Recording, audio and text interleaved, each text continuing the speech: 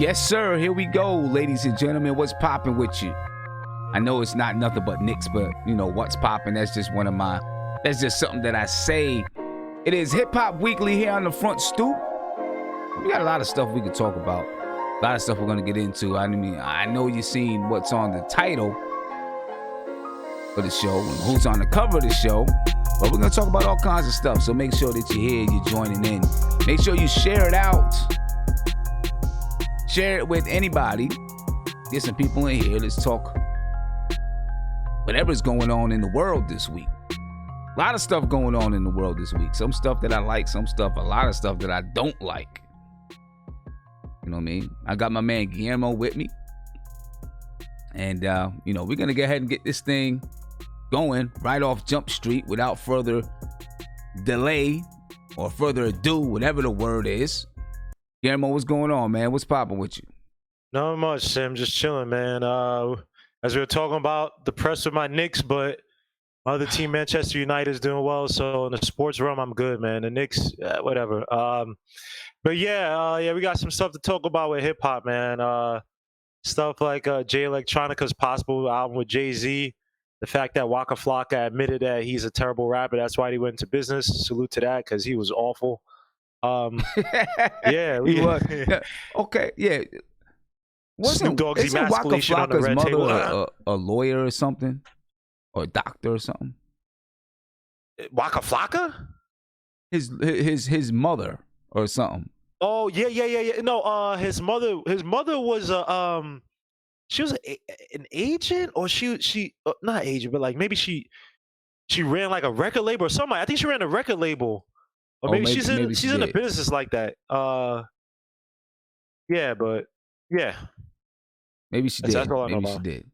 Let's talk about that. Let's talk about not Waka Flocka, but Jay Electronica and Jay-Z. You want to go first, or I'll go first? I mean, you should go first. You should go first. Jay Electronica a couple weeks ago, he tweeted out that his album was done, ready. And now it sounds like Jay-Z is going to try to jump on it or jump into the fray, which is typical Jay-Z. Listen, I'm not a Jay-Z hater, but I've always caught the scheme of what Jay-Z does, in my opinion, right? When something is hot, he tries to jump on it. He even tried to do the auto-tune, but he tried to do it Jay-Z style, right? You remember this song? I don't remember the name of the song, but he in the beginning of the song, he's like, yo, throw some auto-tune on that joint or something like that. And then they did a quick auto-tune, and then he was like, nah, and then went ahead and started rapping. Like, Jay always tries to jump on what's hot. That's what he does. Jay is a typical hater, and then take what, because he really likes it, but because he really doesn't have like style like that, he has to take it from it. Because I've marked this since his career, right? He took Jaz-O's style, his mentor, fine. Then when everybody was talking about the mafioso rap and all that stuff, he tried to take Nas's style, fine. Then, as some people forget, he took Young Chris's style from Chris and Neve State Property with the yeah, Marcella, all that whisper stuff. Took it from him, and then blackballed Young Chris from the industry. So Jay-Z's, and then remember the whole tight jeans, but then the new generation was like, yeah, we wear tight jeans and we don't really listen to Jay-Z like that.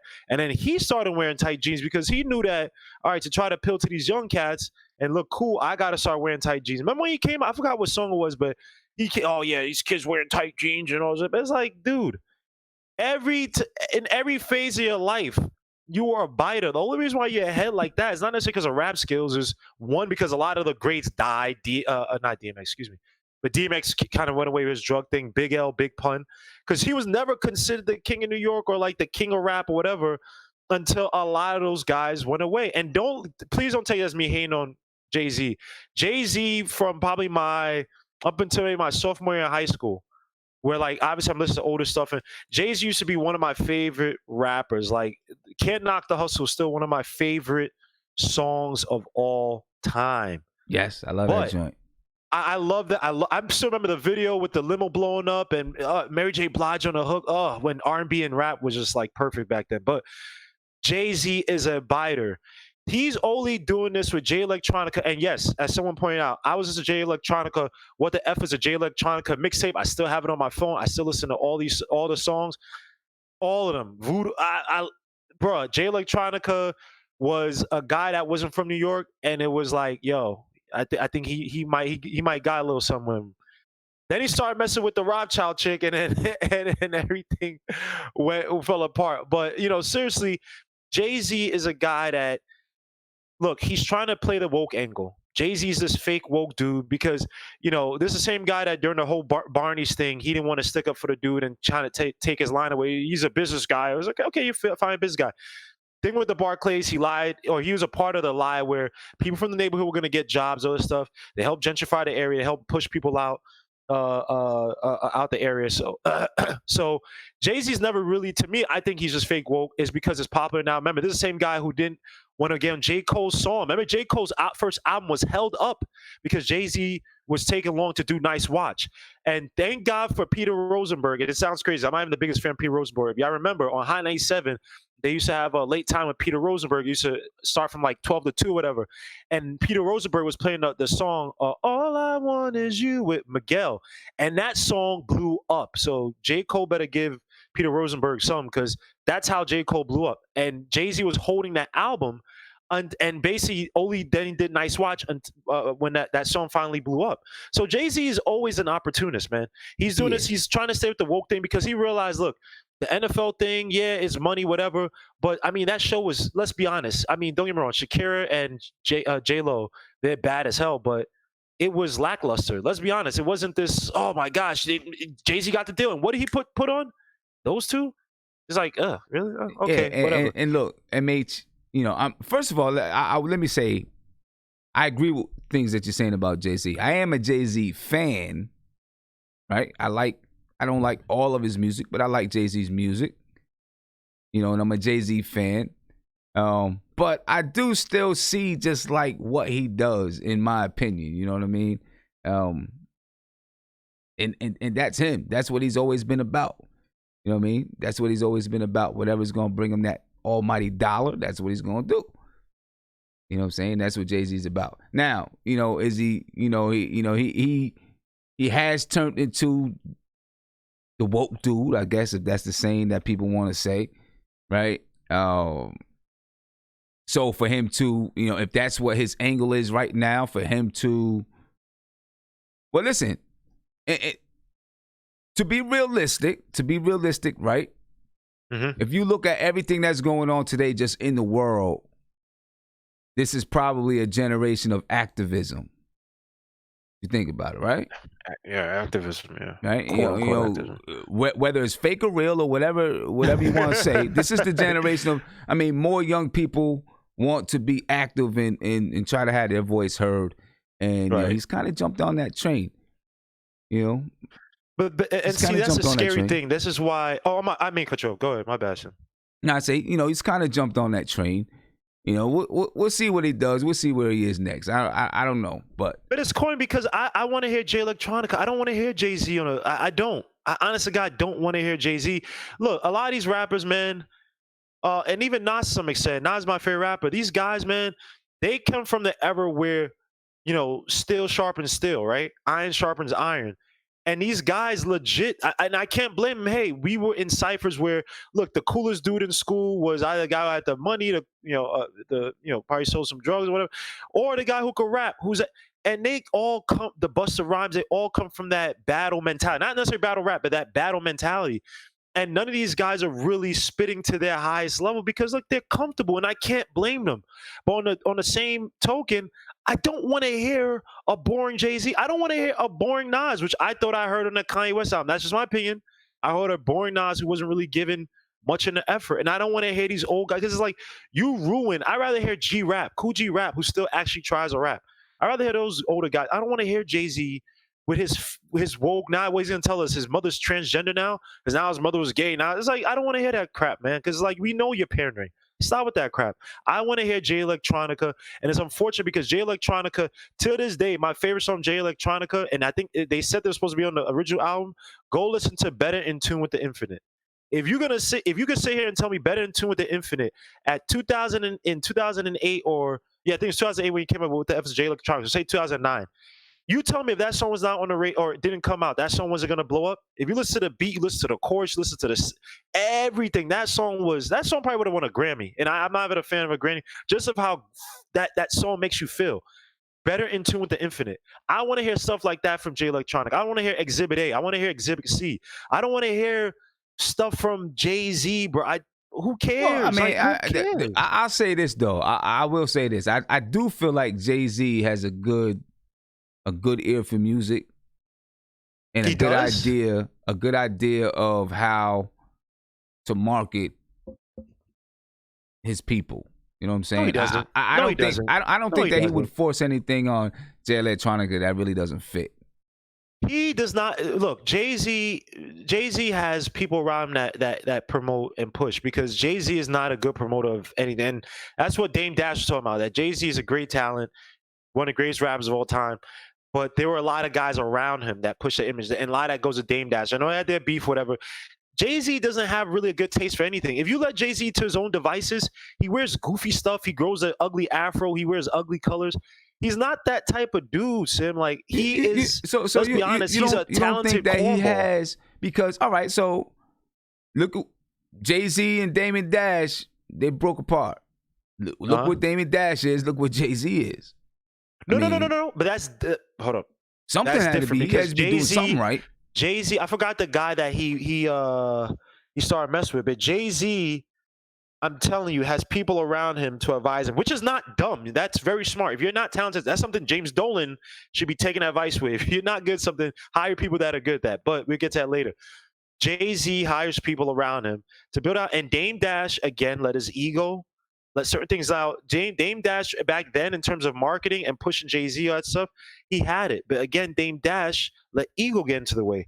And Jay-Z, let's be honest, he's built connections with people that elevate him, and he's seen as the so-called face of rap, for whatever that is. So he's going to come out. He's not going to talk about anything serious to really jeopardize his position, or that these youngins or, so-called, black people in the hood that we really care about. You know what I mean?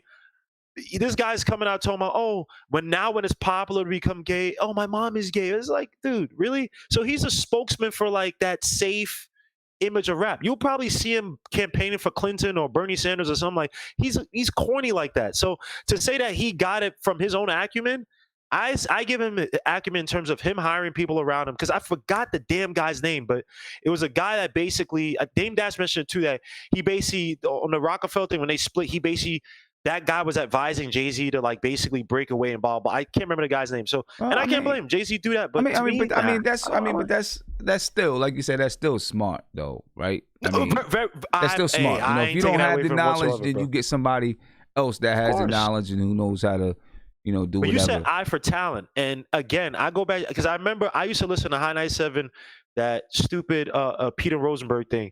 Because I used to love like the underground, because they actually used to play some underground stuff. And I remember that J. Cole song. I was like, who the hell is this damn dude, man? And they played that song, and it came out. P. Rosenberg said that song was like it was so requested. It was only supposed to come on a few times, but it was so requested by like everybody, not some record label stuff. Because remember, he wasn't getting pushed by Jay-Z. To me, it's the same thing as the people who didn't have Diddy didn't have an eye for. Well, Diddy's different, but you hear these stories of, him not having an eye for Alicia Keys when she came in and played the chorus and blah, blah, blah. Jay-Z, to me, Rihanna fell in his lap. Mary J. Blige, thank God for her. She didn't want to do the song for Umbrella, so that fell to Rihanna, and that blew up her career. To me, I've never felt like Jay-Z has been this great eye for talent. Like, he went to Def Jam and he said he has a good ear for music. Oh, well, ear for music. I'm sorry. I meant that in an interchangeable sense in terms of music. I'm trying to say within the realm of music. Within his own talent to be lyrical and stuff like that, yes. Obviously, he's one of the greatest of all time. But in terms of other people, I don't want to hear Jay-Z produce Jay Electronica, because Jay Electronica also produces. Remember, he produced the song for Nas on Untitled, Queens Get the Money. Which I love that beat, by the way. Queens Get the Money.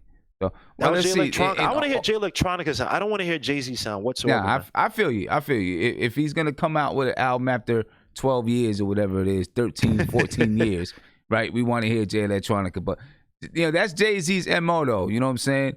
Okay, you know what? this is about to drop. People probably going to be on it because they've been waiting for however many years. Let me jump into this. We'll see what happens there. Jay-Z also with Yo Gotti. Is that prison reform thing? Yeah, they filed a second lawsuit against the Mississippi prisons on behalf of 150 inmates living in filth and dilapidation. Yeah, well, Jay-Z is he's connected. So again, he's gonna do these things because Yo Gotti, no offense to Yo Gotti, he doesn't have power like that. He doesn't have pull like that. Jay-Z has pull, so Jay-Z is gonna use that now because the whole Super Bowl thing. People gotta look at things 3, 4, 5 dimensional. The Super Bowl thing, he's trying to play both sides, right? He played the Kaepernick thing, then he kind of played Kaepernick, even though Kaepernick deserved to be played. That's another topic. Then the football thing didn't really like the Super Bowl thing. People looking at it like, really, you did all that just for that? So he's trying to go back, and now this is what these celebrities do, especially the more powerful ones, right? Because they could do this all day if they wanted to. They could literally go to every dilapidated, big-time prison, state prison, and basically use their power and pull and fight for that, right? They could literally push for that. You know what I mean? Hey, we're not going to perform in this state until you fix this. Jay-Z's not coming. Remember, he has Rock Nation, so Rock Nation's not coming? All right, Senator or whoever the hell controls the state prisons, we got to fix this up. But they do this in an opportunistic sense. And look, is it good on the surface? Yes, it's excellent on the surface. I'm not taking away from the results of what's going to happen. But these guys do this all the time. When they want to ingratiate themselves with the younger fans, they pull this crap, man. But here's what's going on with it. So rappers, this is from CNN, rappers Yo Gotti and Jay-Z filed a second lawsuit this week against the Mississippi Department of Corrections, targeting the state's notorious Parchman Prison, where at least 9 inmates have died since the beginning of the year. Wow. Since the beginning of the year, 9 inmates have died in this prison. That's crazy. The lawsuit was filed on behalf of more than 150 inmates housed in the prison, formerly known as the Mississippi State Penitentiary, and alleges barbaric conditions within the facility, including food contaminated with rat feces and cockroaches, flooded cells, and lack of medical care. And a news release, Team Rock, and that's the philanthropic arm of Jay-Z's entertainment company, Rock Nation, called for the Mississippi Department of Corrections to address the health and safety risks within 90 days. The announcement came alongside a harrowing video released by the organization, which documents some of the conditions inside the prison and includes testimony from the relatives of inmates who died. It's crazy, man. This whole prison system, it's nuts. I mean, listen, whether or not it's for the image, something needs to be done about these prison systems. Because just because somebody committed a crime and they go to prison doesn't mean that they've got to live in that type of situation. That's inhumane. Yeah, it's barbaric. And this is a country that, we push all these ideals, and we know how the prison system works, man. If you black, and even if you have money, you are a prime target. So we know what's happening, man. You got guys out there, you got rich, I'm not trying to make it racist, but you got rich white dudes out there who literally they pedophilic, raping people, and they getting off because they have money. So, it's just I won't say it is what it is. It's disgusting. It's inhumane. Those guys don't have a voice. That's why I say, so look, on a surface level, it's good. I wish it could lead to something more substantive, something more sustaining. But, look, if it takes these celebrities to do that, because you have stuff like the Innocence Project, right? But it's like they only have so many resources, right? Right. You know what I mean? And they're getting guys out of prison, not necessarily fixing the conditions within the prison. So look, on the surface level, it's good. I ain't taking away from that. It's just that shouldn't make anybody want to buy these guys' albums anymore. Because that's basically what it is. True. It shouldn't, because it is, it's what they should do, and you would hope that more people, whether or not it's on the surface or if there's a more a more personal, if this is for more personal pursuits, or personal motivation or not, more people need to step in. More people that have money and have power and have a voice, need to step in to to make some of these changes. Because listen, my stepfather spent years in prison, and I would go visit him every week. You know what I mean? And he was in a minimum security prison, so he wasn't in a high security prison, but or medium security, I guess he was in. And I mean, all I got to see is when we go inside and go into the visiting room, But I heard the stories from him, my cousin, who spent a lot of time. He spent a lot of time in prison, but I heard about it. Obviously, I never been there, and I never planned to go, right? But I've been told, from people who've been in there, just what it is and what it's like. And people commit crimes. People make mistakes. They commit crimes. That doesn't mean that they got to live in inhumane conditions. The whole purpose behind prison is supposed to be,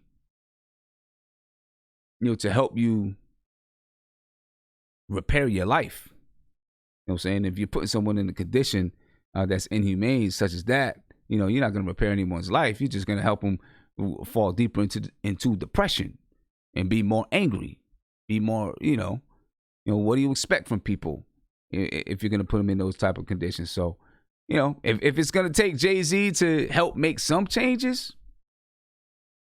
is what it is, man. We'll see.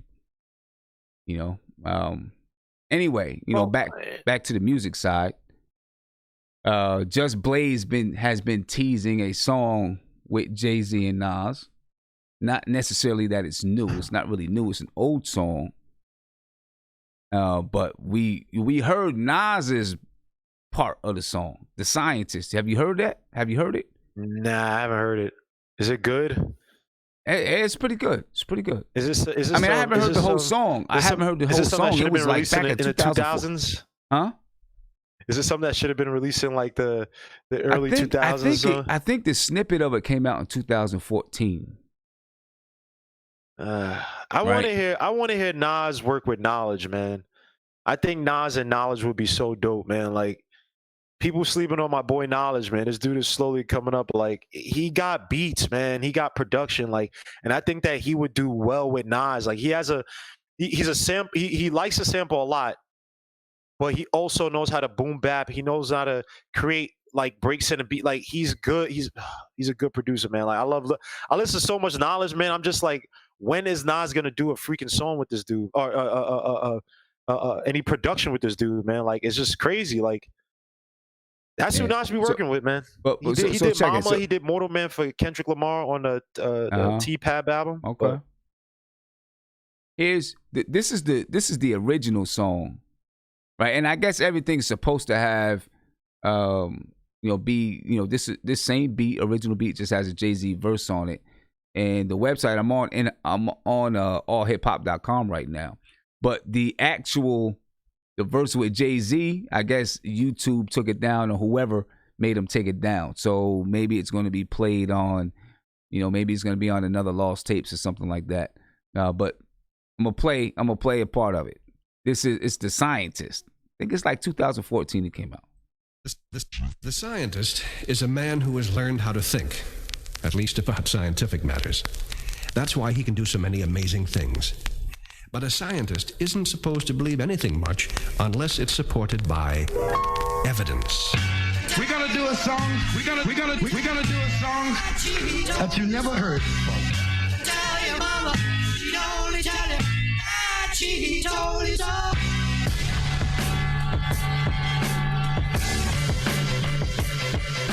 Lame foot soldiers get croaked in my vicinity. The O for O murder, criminal activity.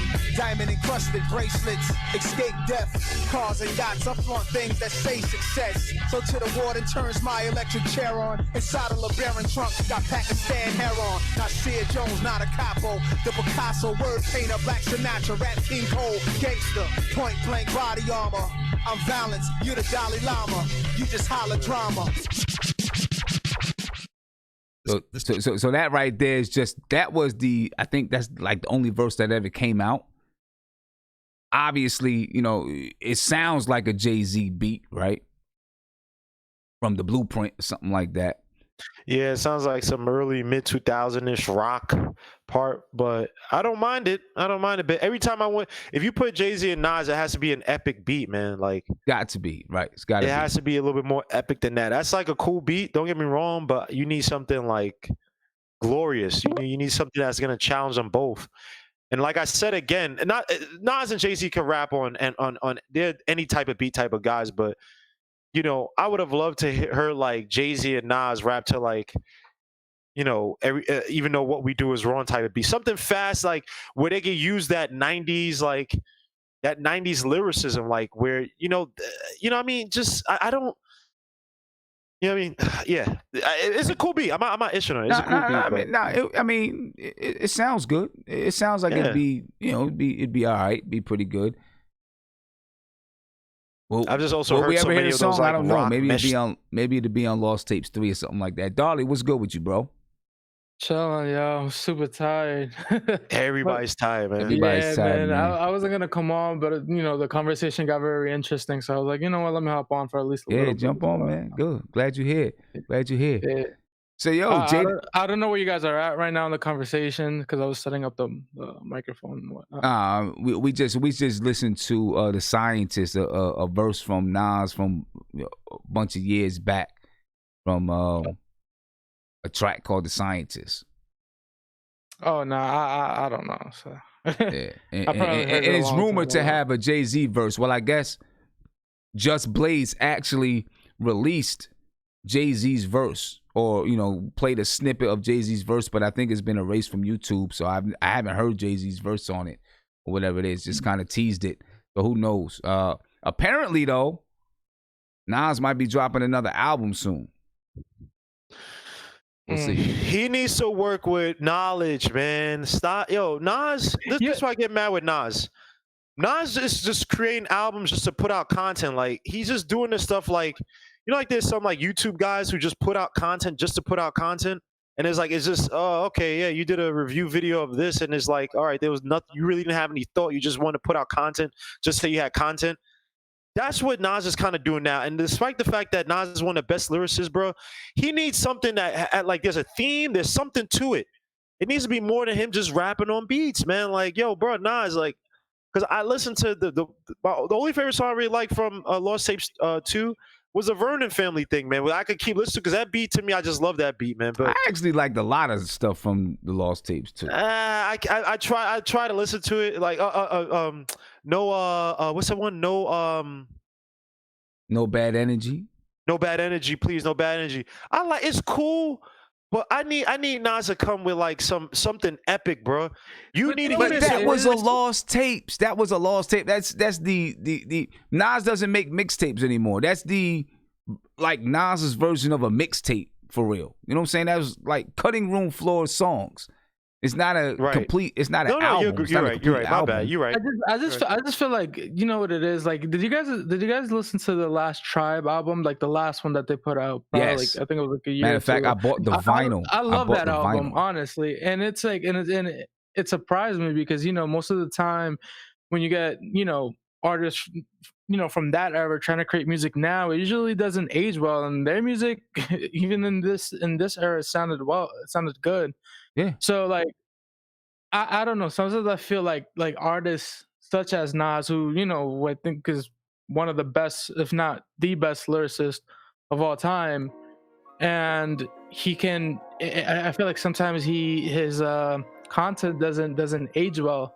He doesn't know how to move with the times, because it's okay to rap the way that you do. It's just a matter of doing it in a way where you don't even have to relate to these people, but like for now, but just be able to, like, I guess production wise, make it sound like it's supposed to be. Nas to me, he needs to, he needs to be like to me, and this might sound corny. I don't know if people play Tekken. Nas needs to be like Hayahachi from Tekken, man. An old man who could still whip your ass. You know what I mean? Nas to me, when he came out in 2012 with Life Is Good, man, that's one of my favorite albums, bro. When he came out with Stay, that song Stay, oh my gosh, I love that song to death, man. Nas needs to do older stuff like that. He can actually, and the crazy thing is that Nas can actually experiment and be like the old wise like doing that. samurai sensei that like you don't want to touch this dude. He will still kill you, but he got a lot of stuff to say. And you got to make these young kids. 'Cause a lot of these young kids, like it's not to say that you have to sit here in a pit of young kids and try to rap with the Migos sound. I'm not saying that. But a lot of these young kids do like your olds. They like listen to some of these old guys talk. Now, the thing about it is that a lot of these artists sometimes they try to be like, oh, these young kids, they try to blow them off. Make older music, because again, a lot of these kids, and I'm not trying Make to them listen. Make That's them, a lot of these kids are looking for fathers. And like you said, Sim, a lot of kids take their influence from rap. You know what I mean? And the thing about it is that, okay, they rather hear a dude like, oh, this dude sounds different. Who the hell is this? Because I've seen reaction videos where kids listen to one dude listen to Coochie Rap's the one where he's talking about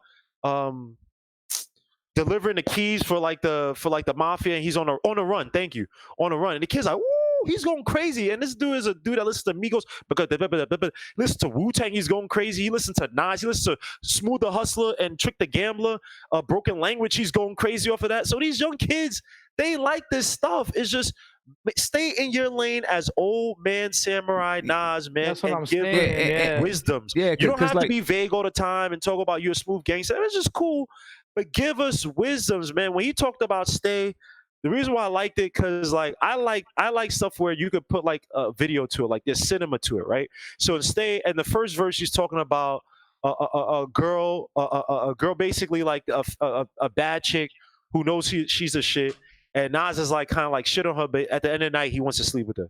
You know what I mean? It's kind of like, it's not like Black Girl Lost, but and the second part he's talking about his enemy. That is deep. Like if you listen to the second verse, he's talking about it. Yeah, I know. I mean, I know. I'm just trying to say for the rest of the what's saying why it's so great. He's talking about his enemy, where it's like, yo, I hate you. I want to, I guess not kill you, but I want to defeat you, but I want you to live. It's almost, and the thing that reminded me of was a Joker Batman thing. It's like Joker wants to torture Batman. He don't want to kill him. He needs him alive because Batman makes Joker, and the flip side, Joker makes Batman. Like, and Nas needs to stick to deep stuff like that, because you know why?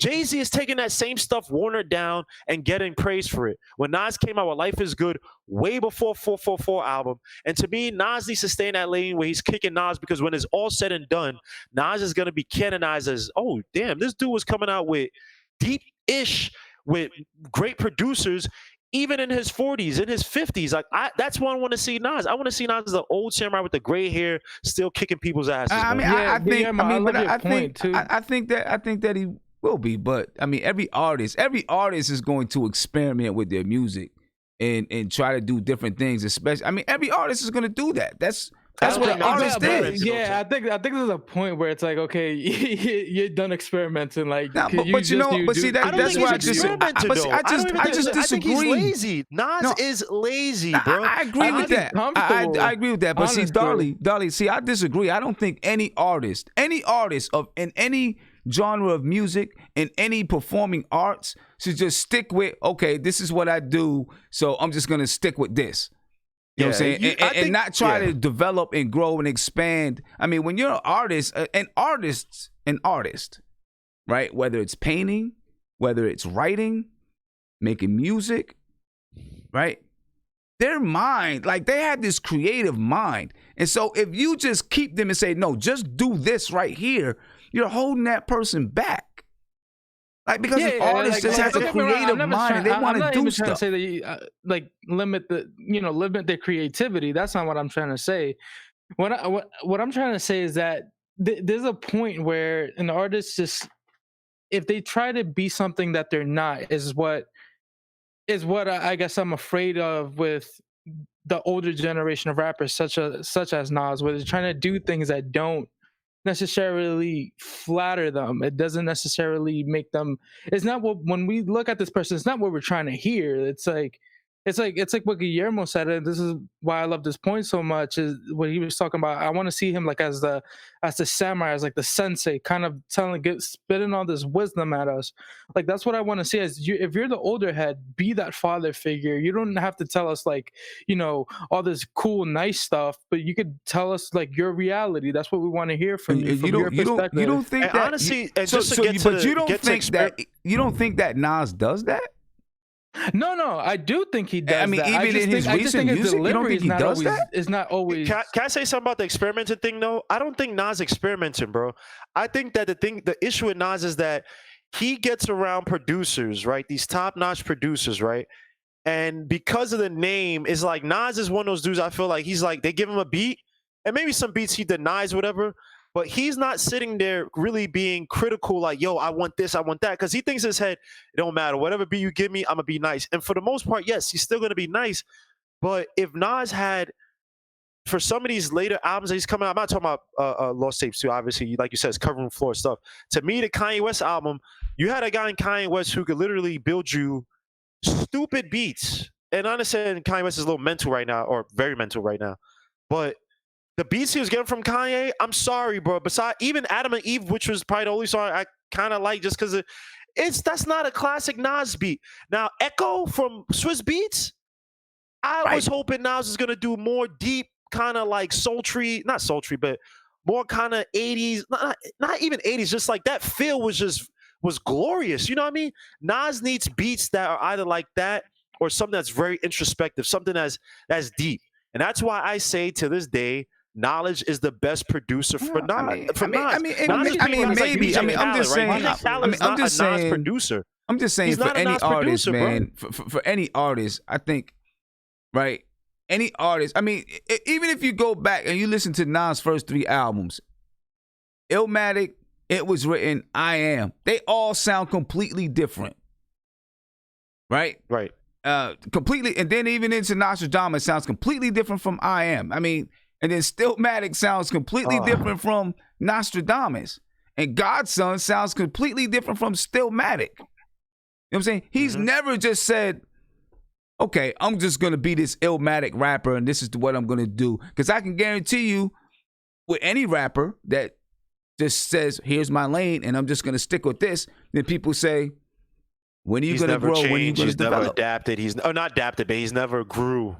They'll say stuff like that. I just say, I feel like he's reached a point in his career where he can just do him, you know what I'm saying, and be good. But let's talk about another artist. Let's talk about Jadakiss. This Jadakiss album was supposed to drop last night, and I was disappointed.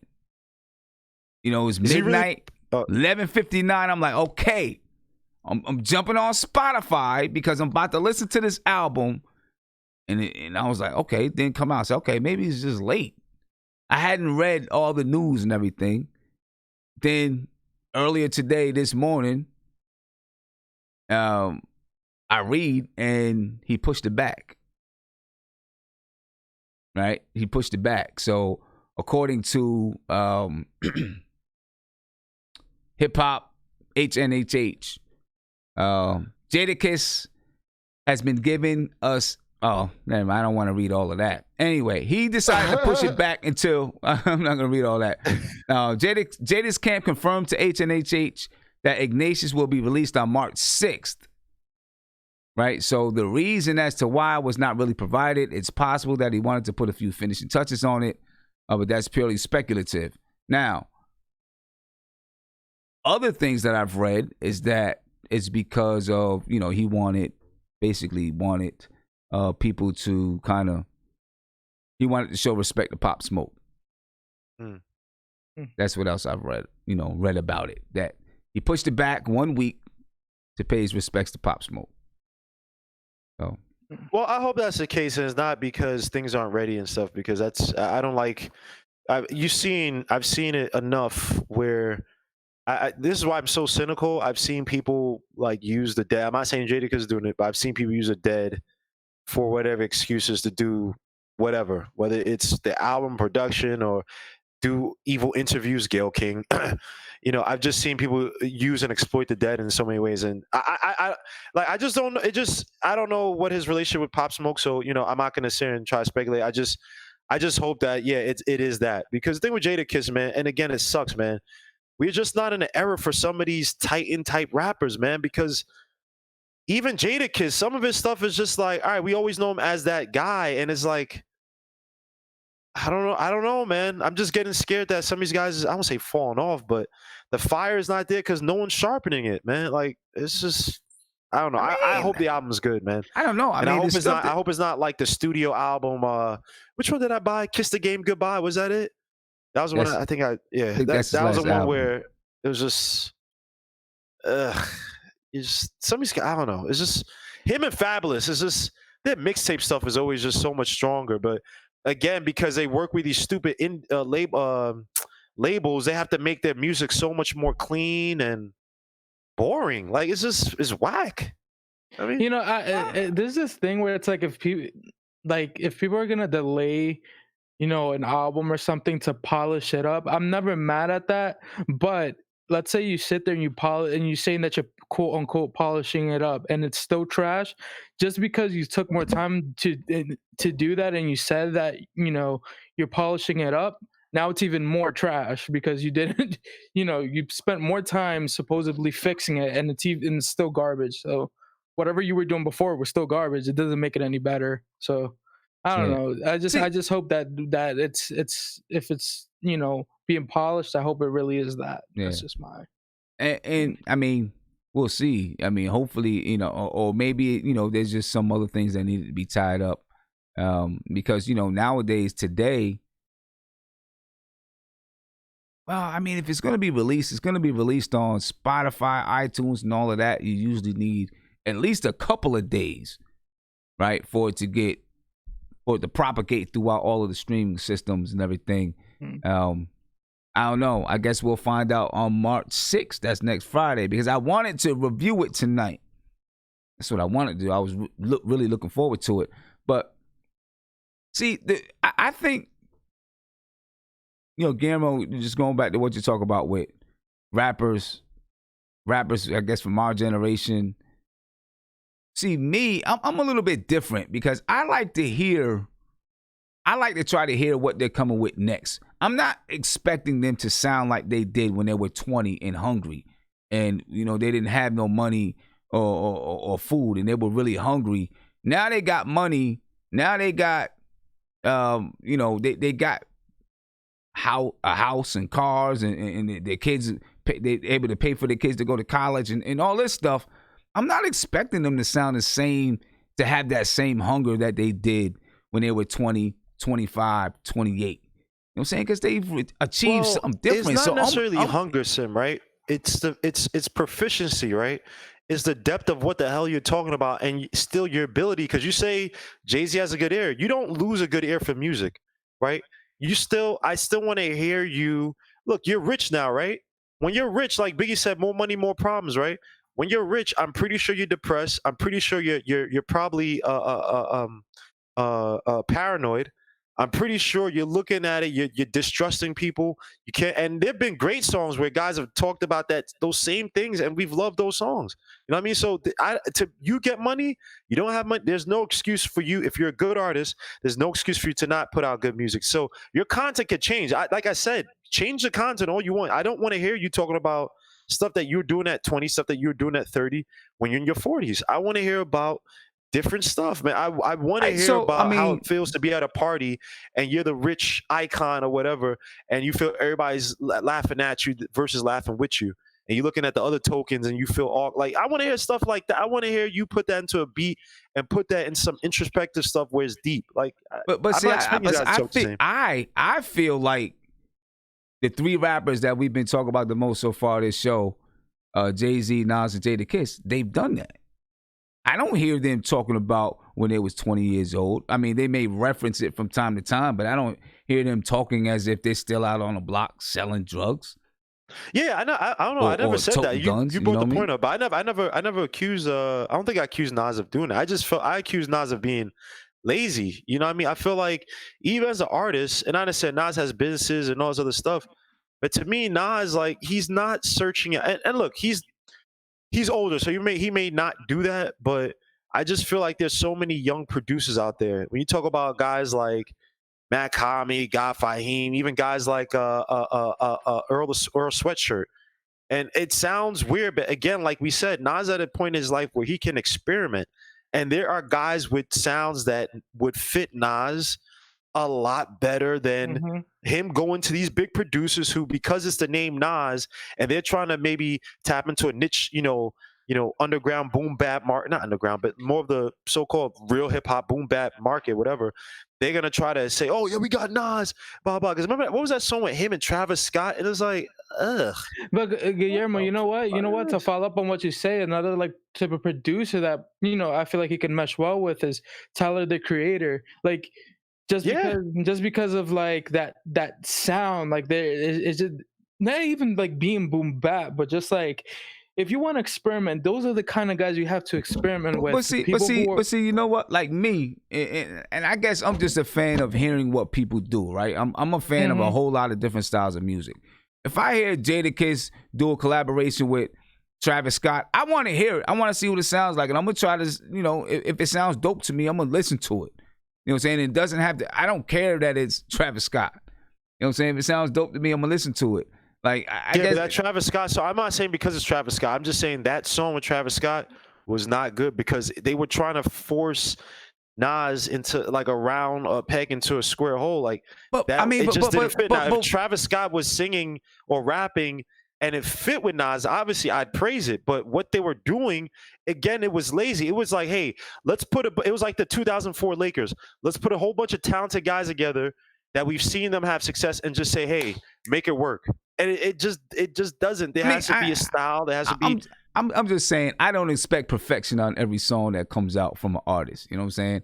I enjoy hearing the ups and seeing and watching and hearing the ups and downs and the growth of an artist. That's what makes me become a fan of that person. I mean, I look at. But look, I look at Nothing But Nick show, right? Mm-hmm. And there's been people that's been there since I was using Skype. People that's been there when I was using a little corny camera. And even still to today, I have times where the show is not good or the quality isn't good and this and that. You know what I'm saying? But people enjoy seeing the growth of it. You know what I'm saying? Let's see where it goes and how it goes and just enjoy seeing the growth of it. That's how I look at like artists that I'm listening to. You know what? They're going to put out some songs that are whack. Let me compare this to your MBK sim. This is what Nas is doing, right? So with your MBK thing, you're slowly growing as you're gaining expertise. You're seeing how things, and now you're at a high level in terms of your production. What Nas is doing is that he's at a high level, but because his past camera went out, now he's just picking any camera to do the show. Before he used to have whatever you use to allow people to call and blah blah, that thing's not working right now, or that product say it just expire in terms of how long you use. I'm just making this up in terms of subscription and that stuff. Now he's just using some cheap stuff. He's just using whatever. It's just, hey, let me just pick something, and he doesn't really care if it goes with the show, if it causes kinks. If it causes little bugs that you have to try to troubleshoot. See, he's just picking whatever, man. Like, I just disagree with that opinion. I just feel like he's an artist. It's like, let me do this, let me do that, and maybe there's some things that listen. I always wanted to try to do something with Kanye West. I tried to do it. If it worked, it worked. If it didn't, it didn't. You know what I'm saying? I mean, I said I don't agree because we had this conversation before with the whole thing, and you agreed that Nas is one of these guys that he gets lazy.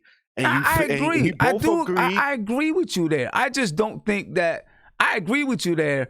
I just don't. I feel like you want to hear the same old thing. No. You know what I'm saying? That's what I feel like because not see the artists, let me expand and grow and don't want to accept the mistakes that they may make. Sim, you are not listening to me whatsoever. I literally sat here. What he's saying on, like you said, Illmatic was different from It Was Written. It Was Written was different from Godson. Godson was different from Nostradamus. Josh was different from I Am. That was different from the Lost Tapes. That was different from Life Is Good. That was different from Godson. I've listened to Nas in different styles and phases. I've liked a lot. I disliked a lot. I'm not one of these people that want to hear Nas. I even just said I want to hear Nas, old man Nas, give me more wisdoms, but on better productions and through better productions. But I want to hear old man. I don't want to hear about. He hasn't really talked about Nicki Minaj, but when he did Nicki Minaj. I don't want to hear him. That's not me. Maybe I don't think that's Darley either. But you got the wrong Guillermo because I did not say that. I want to hear Nas talk about new stuff as a rich man, as a guy who has all these dealings. I'm talking about the hunger of. I mean, he's a different person, different mindset, different life. Don't do it. You know what I'm saying? And I'm gonna say this. Hold up. I'm gonna say this. You know, I mean, do the history on all of the albums too. If you go back and you pay attention, if you go back and you look at Kanye West tweets all the way back to then, right? He came out. He said, me and Nas are in here. We're doing an album right now. We're not caring about all the little this, that, and this, and that, and this, and that. We're doing it how we do it. You know what I'm saying? We're not worried about making it perfect. I mean, maybe that was their whole, I'm just saying maybe that was their whole thing. Maybe this is what they were trying to do. Who knows? You know what I'm saying? This is like Jordan, right? When Jordan came back with the Wizards, right? You know, the last 2 years of Jordan, that brought down his proficiency rate and his efficiency numbers, right? From the Chicago Bulls to where, I mean, obviously he's still one of the greatest of all time, but if he just went out with the Bulls, he would have looked otherworldly. You know what? I'm going to be honest with you. I'm going to be honest with you. This is my perspective, and then I'm going to go on and talk about something else. Of that, like with Jordan, I don't even think about or care about the Wizards. To me, it doesn't affect his legacy at all. To me, it doesn't even touch it. Honestly, that's me. It doesn't, but why do it? Why do it? Because he had the fire and desire to play. That's what I'm saying. That's what I'm saying. See, you're like, why do it? Let's preserve your legacy. I'm kind of the person that's like, hold up, no. I'm the person that's like, if you want to play, play. So what? If it brings down your efficiency, if you're not the same Jordan, if you want to play, play. Okay, that's not my point, son. Let me please say my point. That's what you just said. You said it brought down his efficiency. If your heart is not in it, Sim, don't do it. How do you know his heart wasn't in it, though? I'm not talking about proficiency. I'm not even talking about just don't do it because you know why? I don't want to hear lackluster music. We already have enough lackluster music in this era. No, because you compared this to Michael Jordan. How do you know that Michael Jordan's heart wasn't in it? Because you compared Nas, what Nas is doing now, to Michael Jordan when he was on the Wizards. How do you know Michael Jordan's heart wasn't in it? Because there were rumors that Michael Jordan took the job because there was a path to ownership with the Wizards, and that's why at the end of the end of the 2 years, he got pissed because he felt like he was led on and just being used as a publicity stunt to get more ratings for the Wizards. So that's why. That's why. So you don't think he would have came back at any other time with any other team? Sorry, say it again? You don't think he would have came back at any other time with any other team? No, what was it, 2001? No. So? I disagree. I think he played because he wanted to play. No, I didn't say Nas is just doing it for money. But this is the thing about Nas. Nas is lazy. Nas will be like, look, all right, throw a beat. And this speaks to his greatness, too. It's a gift and a curse where he thinks he could get on any beat and say something, and he might.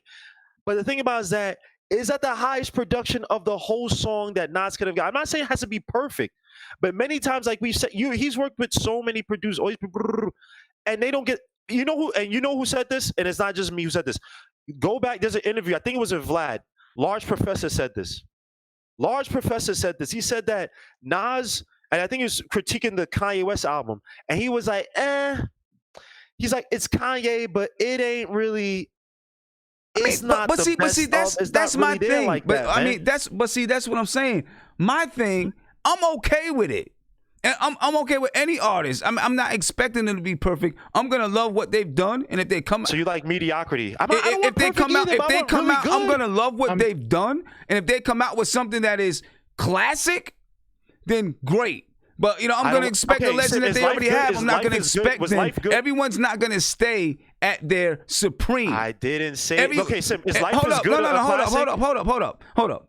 Everyone is not going to stay at their supreme. A basketball player, they're not going to stay at their supreme. A boxer's not going to stay at their top, right? So, and you'll hear people all the time saying, well, they should just retire. They should just stop. Or they should just take this kind of fight or just do that kind of fight because they don't think that they're performing at the level that you expect. But to me, it's about what they expect of themselves.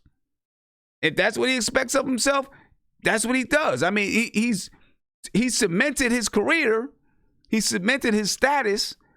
I think he's earned the right. And this is for Jadakiss, for Nas, for Jay-Z, for other artists that's in that realm. They deserve the right to say, this is how I'm going to take my career. And they can do that, whether or not we want to hear it or you want to hear it or not. Won't disagree. Okay, put it like this, Sim. Was Life is Good a classic? I don't think it was a classic, but I thought it was a really good album. Okay, but that was his last album I thought too. that was a really good production, and he had guys like Large Professor. He had really good producers who I think they had an ear for Nas and said, "Hey, they probably had some beats that they could throw away." They had remember the 4 songs, Roses and I can't remember Black the James Bond sounding type song. I can't remember the damn songs, but it was like 4 songs that were guest throwaways or whatever you want to call them on the album. They didn't put on, right? So I felt like that process they probably went through stuff. It was like this ain't it. And Nas was like, no, this is probably good. And he's like, no, come on, bro, this ain't it, bro. But see, this ain't but it. that and was I thought his Life last. was good. It wasn't a perfect album. Wasn't look, the greatest Nas album, but it was a really good album that I enjoyed, and I still like it to this but day. that was his last studio album. These other 2 were not studio albums. No, okay. These were projects. No, I agree with the. These what's were this, projects. the Lost Tapes. I'm not counting as that, but the Kanye West one, no. But that wasn't his studio album. That was a project. But the That project he worked wasn't on. good. That was a project. Oh, huh? That was a project. Wasn't good. What I'm saying though, that was a project that he worked on. Oh, okay, I got a side project that I'm working on. I'm gonna put it out. Right? Okay, we said we're gonna do this. I'm gonna put it out. If he does another studio album, see, I just feel like you expect perfection all the time, and it's not going to happen. But let's talk about the coronavirus. I'm tired of talking about Nas. I'm tired of talking about Nas. We'll see if he drops a new album. We'll see if he drops a new album. We'll see. Tired of talking about Nas. Yeah, Lenny said that you're confusing Nas with Kevin Knox. Yeah, I just want to get a Kevin Knox shot in it. That had nothing to do with anything. Yo, come on, leave Kevin Knox alone, man. He's in a club right now instead of freaking working out. Yo, let's talk about this coronavirus, man. Hey, I ain't going to China. I ain't traveling nowhere. Nah, this thing is scary though, bro. So look, I live in Maryland, right? It's like my boy Bill Burr said, like comedian Bill Burr. He's like, yo, we need a plague to, thin the herd. He's like, just put on a sweater, you'll be fine. Yo, it's crazy. Because now there's a story on Reddit where some guy in Williamsburg talking about, he might have it, he has a fever. Sim, I'm not saying this just doesn't make sense, man. So I'm not saying there's no evidence, but a lot of reports, and working in finance, and because we work with like term loans and debt, and so we invest in this stuff, and it's like a lot of the market is down, and a lot of the investors is just like panic.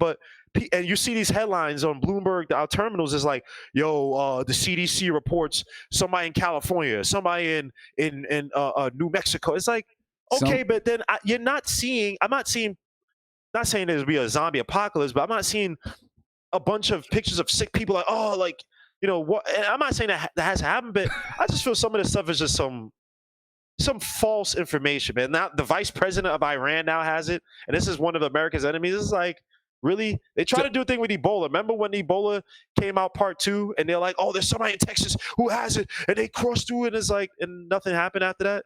It's just, I don't know. Be safe. Don't go to China, but I don't know, man. You were saying don't go to China. It's in Maryland right now. I live in Maryland. Yeah, it's supposed to be in Italy or something like that now. I live in Maryland, and it's about an hour. Maryland. Why did they say Europe? Yes. My bad. Maryland. No. There were 3 people that have been diagnosed with it in Maryland. Oh. Right, and I guess it's been confirmed by the CDC. Is it Baltimore? Yeah. Oh, yeah, that's up the street from me, man. Of course, I love that. Yeah, it's DC people and Baltimore people. It's crazy. That's up the street from me. And then, of course, there was the dude that, like you said, the dude that was in California, and he hadn't traveled out of the country. He just picked it up. He caught it. Yeah. It like that doesn't make sense. Okay, so Sim, I'm not a scientist, right, or anything like that, right? But just help me think through this, right? If you had a virus, you'd have to have, for a virus to develop at the same time or reach so-called concerning levels at the same time in 2 different areas, everything about both environments have to be similar. Everything that will cause a virus to mutate at the same rate, if it's isolated, right? If they're not meeting each other, So how the hell we have a coronavirus? So that means Because if it's not fake news or whatever, we've had to have the coronavirus here this whole time, and no one knew about it until now. And that means that means that a lot more people in America have the coronaviruses, and it's not doing anything. It may be. I mean, I don't know exactly how long it takes for a person to realize the symptoms. Well, I haven't studied it that long. It's the COVID. It's under the same umbrella as SARS, right? There's 4 of them. It's like SARS, it's Corona, and then 2 other things I can't remember. So it's all under the same COVID-19 or something. If any scientists in here could, I think it's like COVID-19. I can't remember what it's called exactly. It's all under that same thing. So obviously, maybe it's all because it's under the same umbrella. People are testing for the same umbrella. But again, there's just a lot of panic. And to me, if you're an investor, man, I would say this: outside of airline stuff, anything that's trading down that shouldn't be trading down as a market leader, you better invest in that. Yeah. So load up, because this just seems like. I've looked at my portfolio as taking a hit. Yeah, some of my oil taking a hit. Some of my tech has, but stuff like I'm in Adobe, which subscription based, and they're sweet. A lot of people use it. It's been doing well, even though it traded down today. Slack traded down to like a bunch of techs trade down, but tech is trading down really with no market fundamental. Sorry, not market, but no real no intrinsic fundamentals hurting it, right? So it's not necessarily earnings. It's not necessarily the business doing bad. It's just panic. And to me, that's a great time to buy. You know what I mean? That's all that it is, because like I own some in AT&T, and it dropped below. The number that I purchased it at. Did they come out with an earnings? Fourth quarter earnings? I'm assuming it's due to this, because it's been up, and then it was up. It was doing well, and then as soon as all this junk went down, it started dipping. But I bought more today because it dropped low. You know what I'm saying? It's panic, dude. Now, towards the end of the day, it made some gains, and then we'll see if it's gonna, what it's gonna do next week. But this stuff is crazy, man. I'm gonna be paying attention to it to see, all the news and everything that comes out. Check this out. I watched this show. There's a show on Netflix called Containment. Oh Lord. It's an old series. It's an old series called Containment. It's based in Atlanta. Right. And it's basically, it's about a pandemic. Right. And there's a disease. Well, I guess they try to blame it on, a dude that like biochemical warfare or something like that. They try to blame it on that. Right. And there's a doctor in a hospital. He gets sick. His wife gets sick. And when they get sick, this virus kills you in 48 hours. Nice, right? Nice. That's quick. And it's like, and when it kills you, it basically eats you up inside. You start bleeding from the eyes, you start bleeding from the nose, bleeding from the ears, bleeding out your mouth, and then all of a sudden you throw up blood all over the place, and then you just go. Oh, all right. This sounds familiar. And what happens is there's a section that's in Atlanta, and a few people, it starts with the doctor and his wife or girlfriend, and it starts to spread to people that come in contact, because it was only contagious if the liquid touched you, right? So blood had to touch you, some kind of bodily fluid had to touch you, and then that's how you caught it. And so they quarantined this whole section in Atlanta, and then inside the quarantine is like all hell just broke loose. Yep. You know what I'm saying? People trying to get out, or someone tried to get out or in, they would shoot them.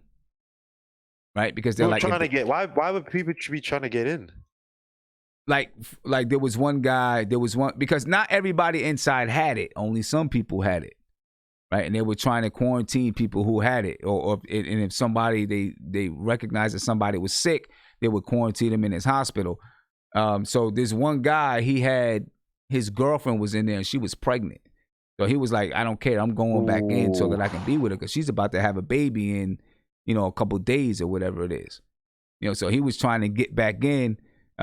He ended up getting back in, but anybody if someone tried to go in to get a loved one or to be with a loved one, they would shoot him. They were gonna. Oh, Oh, They would shoot him. They didn't want anybody in or anybody out. It was a pretty good series. It only lasted one season. one season. You know But it what's was pretty tough good about series. those shows? It's they usually get screwed over because again you're closing off. It's usually a budget that like stops them from. Because I used to have like one of my favorite shows was Rome on NBC, and they couldn't go on. Not NBC, it was HBO because of budget. So a show like that, I mean, it's a great idea. I mean, it's probably better off as a movie. But I mean, look. I saw I think it was a fake video. My friend sent me some on WhatsApp where it's like they went to Wuhan, and in the buildings you could hear people screaming. But it's like this could have just been made up. You know what I mean? And again, to me, how can you have a virus break out simultaneously in two different parts of the world, but yet in theory there was no contact between the two? Well, the I two mean, places. it means that. I guess it means that, like with the guy in California, right? I guess it means that he came into contact with someone who maybe went, was in China or went somewhere and brought it back. He just doesn't know how he got in contact with that person, which means that person could be out there somewhere, or people or whatever, but it could be spreading through the community and it's undetected. Right, so he could have been in contact with somebody. Maybe that person chose not to go to the hospital or whatever for whatever reason, but he came in contact. Then he decided to go, but he doesn't know how he got it, which makes it which is scary because if it's undetected, like my mother, right, and she doesn't watch this show, so I'm not worried about putting her business out there. But she got sick one time, and they thought it was. At first, they thought it was tuberculosis. They thought she had caught tuberculosis, and they were giving her.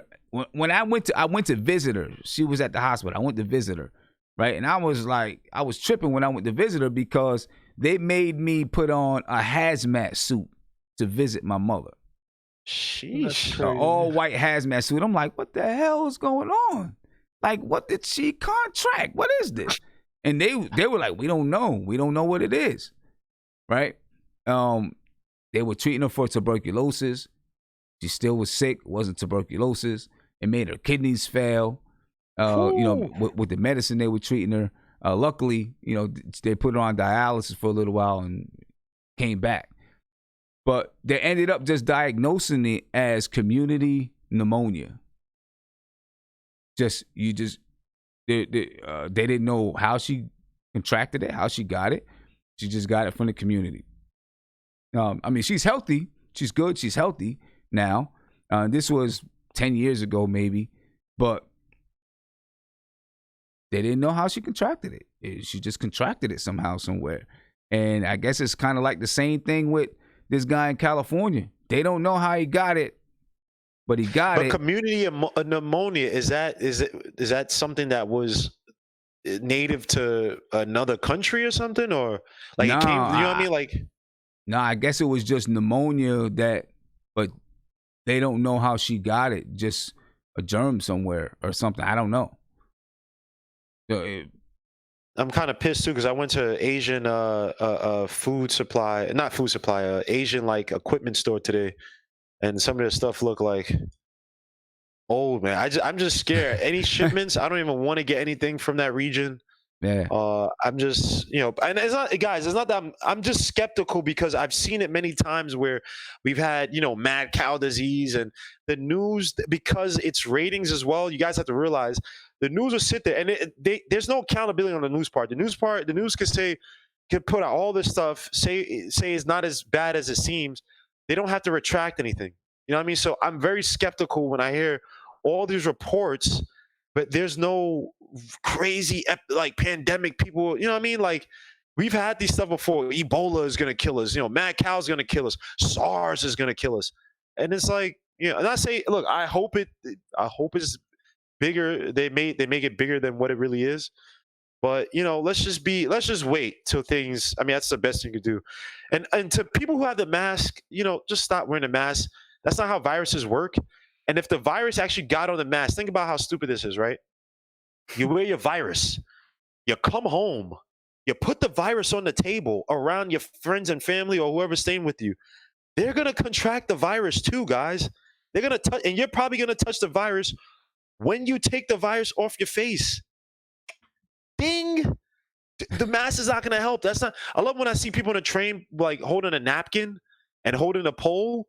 Like that's not how viruses work. They can basically permeate through fairly thin membranes like that. Unless you have plastic skin, it's gonna get through. So, I mean, just wait till the zombie apocalypse comes, because that whatever you guys are doing, it ain't working. It's crazy. Like, Triborough Gigolo what's said this crazy is. though is that like to follow up what you were talking about, Guillermo, about the news and the whole coronavirus thing, is that I think it's estimated at like like 18 million people a year die from like heart disease, but the news ain't talking about that. Like, I don't know. 16,000 people die from the regular flu every year, right? And obviously the year hasn't gone by, but and the thing also they don't say in the news that a lot of people that so-called died from the coronavirus in Wuhan, they were older people who probably didn't have the best of health care and probably weren't in the greatest conditions anyway. So I'm not saying it can't affect young people. I'm not saying that. But Well, I mean, from the reports. I'm not trying to say it's not serious. I'm just trying to say that right. it's like it's definitely serious, but it's serious. just there's a point where I feel like the media makes things bigger than. Yeah, they sensationalize it, and there's no accountability. They don't have to take back anything they said. I mean, from the reports, it's supposed to be like 1% of people who catch the flu die or something like that. And I guess with this virus, maybe it's like 2%, so it's double that of the flu. I think the fear. I think the fear is not that. I mean, everyone's gonna just it's gonna spread the world and everyone's gonna die from it. But if a lot of people start getting sick from it, maybe the virus mutates and gets stronger. Because so many people have it. Maybe there's just not enough. It ends up being. I mean, hopefully, it would never get to this point where just like everyone's walking around sick from this virus and the hospital beds are filled and you can't find help anywhere. You know what I'm saying? I don't know. We'll see it. Bird Box, Triborough Gigolo said this is Bird Box 2.0. Ah, come on, man. First of all, did you see that? That movie was tough though. I like that movie. Matter of fact, I might go watch it. I might go watch it when I leave here. The movie, see, this is why the movie was good, right? Like it was a really good concept, but the thing I hated, I knew it was gonna happen, Sim. When the stupid girl let that guy, it's like, dude, if these guys literally just followed the protocol, right, they would have been fine. I hate when movies do that, when you have this one idiot, right, and it's like, well, I'm gonna help you. I'm a good person, and they screw up everything, mess everything up, right? But I guess they have to do that, or it wouldn't be a movie. But you know what I'm saying? You can find ways to make a better plot where it's like, all right, it was inevitable. But I just hate watching this crowd where it's like, all right, y'all had the nice little house. They could have still, could they make, the what's the name? The run to the supermarket where the dude went back. I was like, dude, your friend is messed up. Don't go out there and freaking help him. He's, help me. He's messed up, man. I don't know, man. I watch so many damn zombie movies, and the only zombie movies that I respect like that, because it's like, they try to make as many smart decisions as possible, was 28 Days Later, man. I used to watch stuff like The Walking Dead, when the zombies would take 8 years to get to you, and it'll be one person just like doing some like sanctimonious emotional crap, and then the guy finally gets them and kills them. It's like, really? Come on, man. Like, yeah, I've never watched The Walking Dead. Don't watched it. I'm not a big guy. First 2 seasons, maybe. I'm not big into zombie movies and vampire movies and shows and stuff like that. Not big into it. I don't like vampire movies, but Walking Dead season, like maybe up to like season 3, especially season 1, I think you'll like it. If you watch, I think you'll like it, because it wasn't just this. It was a good plot, and like the dude had to basically get up out of the hospital bed and like try to go back. It was good, but yeah, the vampire stuff. It's funny. Every time I saw that, I see The Walking Dead. I always think to myself, wouldn't it just be the easiest just to like live on the ocean like they did back in the day, just eat fish and like.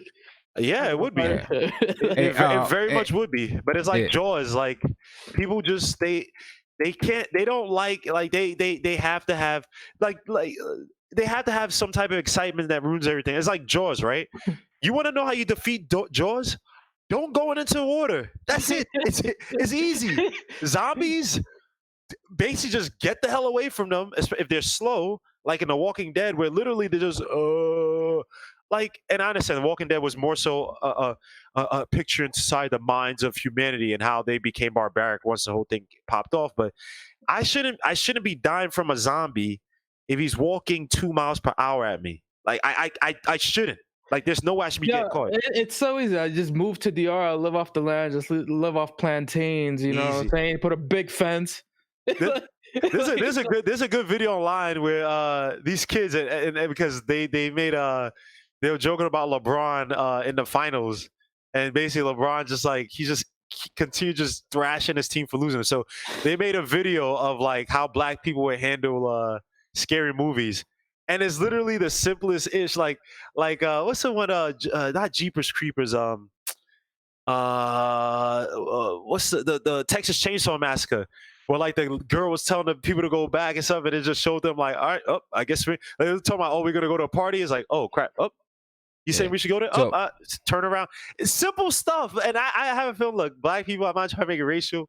I watch enough movies where it's like, all right, come on, why do they make the white people so like, oh my gosh, let's just go to this freaking. I think a lot of white people like that. But I think right now, I do know white people try to be brave, like, oh yes, I'm gonna walk through the projects and I'm gonna. I hear screaming. I'm gonna settle that rambunctious noise. It's like, dude, really? But I think like, now with movies, like they understand. I mean, like they do some of this stuff on purpose now. You'll see movies of course. Where it's a bunch of white kids and one black kid, and that black kid gets killed early. I mean, it's still movies like that, and I think they do it on purpose. I'm telling you, they do it on purpose. I don't watch. If a black kid is surviving to the end, I could tell that the director or producer, he's not they screwed up somewhere, because I watch now just to see how violent or ridiculous the deaths for the black people. Do you guys remember? I think it was Final Destination 2. I think it was. Remember when the black kid, because he was one of the people that was supposed to die. I think it was 2 or 3, and the black kid died in the gym sim. Like the way the kid died in the gym. He was in the gym and the guy's like, yo, you got to protect yourself, blah, blah. And he was like, oh, death is not going to get me, blah, blah. And he's working on one of those things where you push it, right? And you push the weight. Oh, yeah. And I remember that. And the lever thing broke to the point where, first of all, I've never seen a machine work that way, because when you push the thing, I don't think the things come in like that. It's like a pendulum thing kind of, right? Because you're just pushing weight, and so the pendulum comes back. And then, but the way it happened was that the pendulum was going, it flips the other way, and then when he came back down, he's like, oh! Yeah. Put it back down, and the thing just smashes. I'm like, come on, man. Why y'all do this to black people, man? Like, what do we do to y'all that y'all make us die in the most absurd, gruesome ways, man? Like, it's just, bro, I'm telling you, they do it. They do stuff on purpose now. But look, I'm just reading right now. Right now, the coronavirus has killed at least 2,800 people worldwide, with the vast majority in mainland China. Global spread, there have been more than 82,000 global cases with infections in every continent except Antarctica.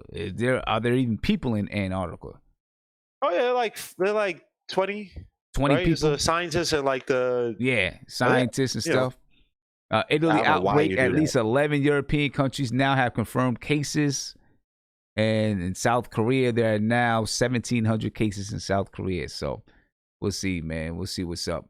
We'll see what the government is going to do. We'll see what the government is going to do. You guys been paying attention to the debates?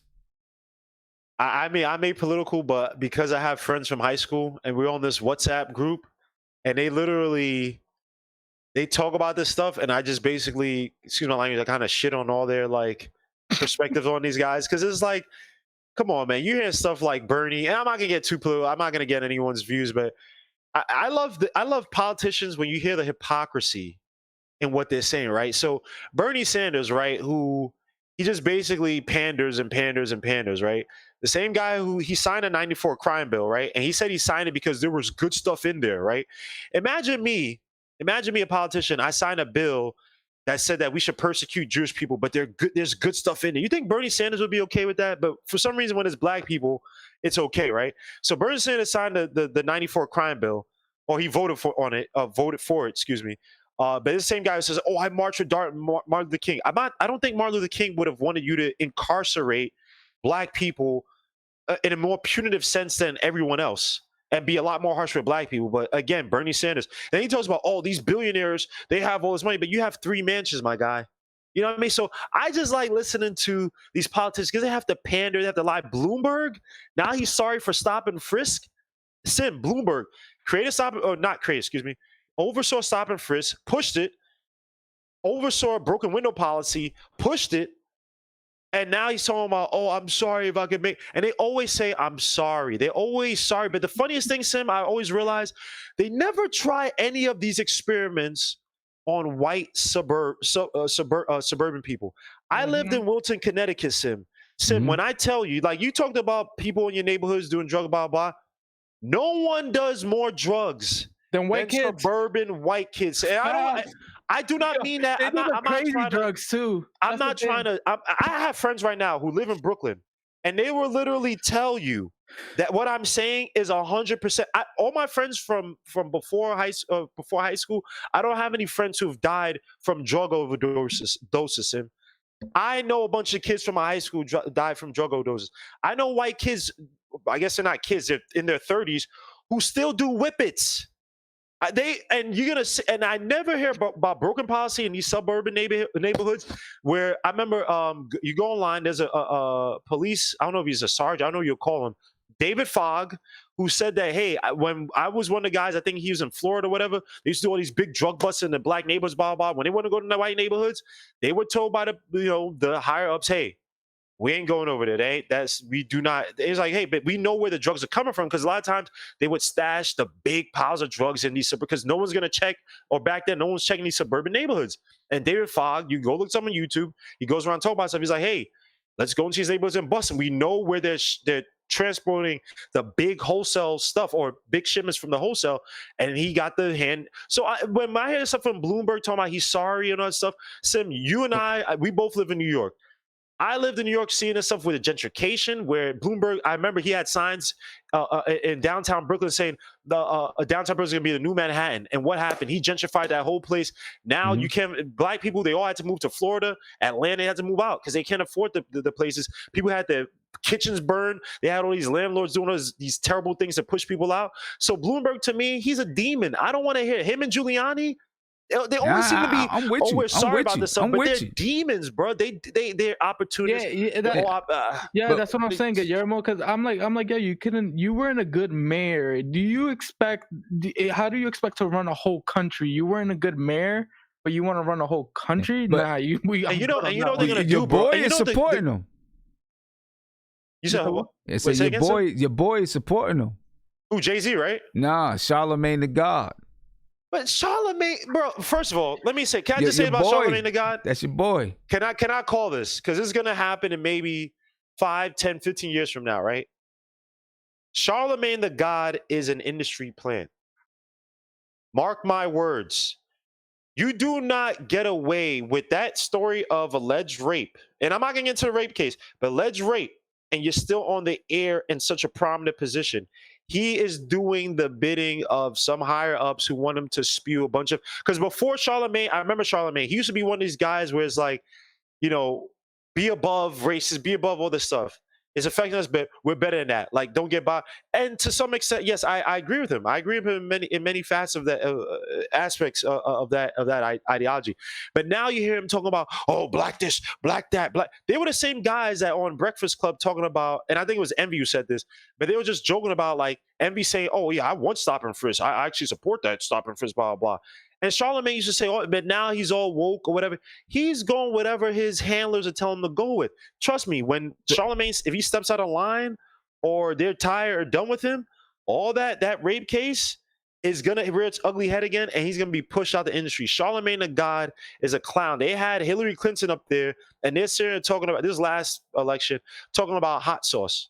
You know what I mean? That's how you appeal to black hot sauce. They were on another show because remember they came out and they caught Camilla Harris on a lie, and because that made her look bad, they had to go on another show saying taking back that comment. When was the last time you saw the Breakfast Club? All three of them go on a show to take back a comment they made on the Breakfast Club. So that's some of the Breakfast Club, man. They're controlled now. That's industry stuff. The thing is that they're in a position of power. Like if you who I'm talking about the people from the Breakfast Clubs because they control kind of like they're able to push out narratives because they're a show that's basically on every morning and they don't have power, bro. They're speaking heads. That's Clear Channel. You said it better than I did just now, but Clear they're Channel, not in a position of power, but like they're in a position where they can say something and they're not really gonna see that much of a backlash from what they say because of.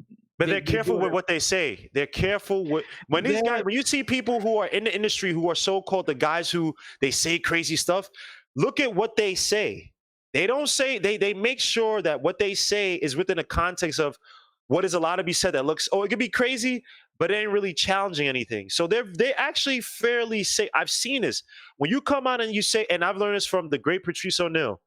If you guys don't believe, go back to his episode, Opie Anthony, I endorse hate speech. The guys in the industry, all these guys who you're not allowed to do certain things, right? You will get blackballed the F out the industry if you say something that they don't like, regardless if it's true or not. Now, if you're one of these wacky, crazy guys, like he said, what's this guy? Tracy Morgan, right? Tracy Morgan came out when he's used to talk about, I'll do this on a chick and I'll get her pregnant and blah, blah, blah, blah. He was wonderful. Oh, he's lovely. Oh, Tracy. Once he made that joke about his son being gay, and mind you, he's a comedian. He got ran through the ringer in terms of he has to be on every little gay commercial to do this, blah, blah. But this guy's a comedian. So you could joke about black, you could joke about women, black women, you could joke about black this and that. You came out against a power group like the LGBT, blah, blah, blah, blah, blah. You get, so it depends. You could come out and say certain things, but they're all controlled. All these guys are controlled, or they would not be in the industry. Well, this is what Charlamagne said. He said all the criticism is deserving. I give him criticism.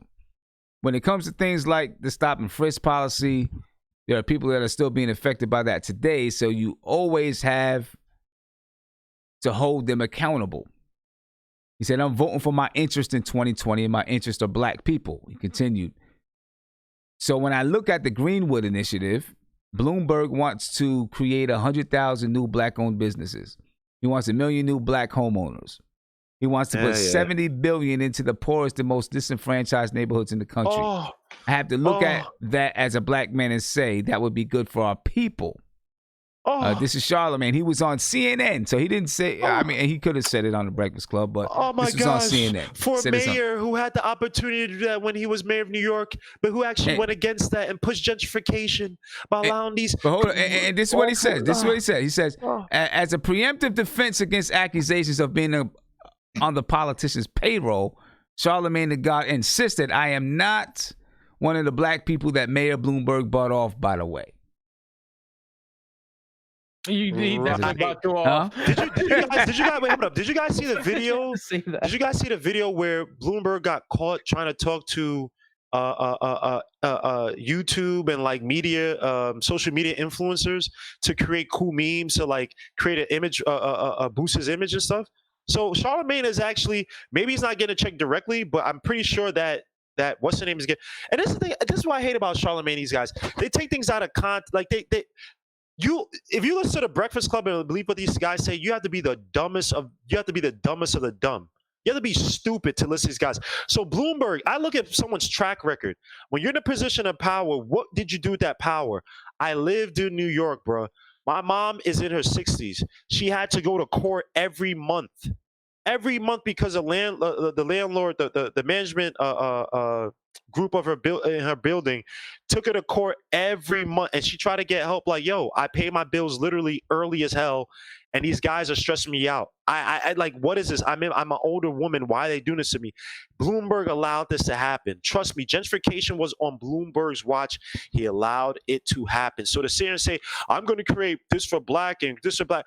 My cousin also worked with Jesse Hamilton, bro. He told me these guys, when they promise this stuff, it is lies. It's not, they maybe give one or two people maybe a little token internship here and there.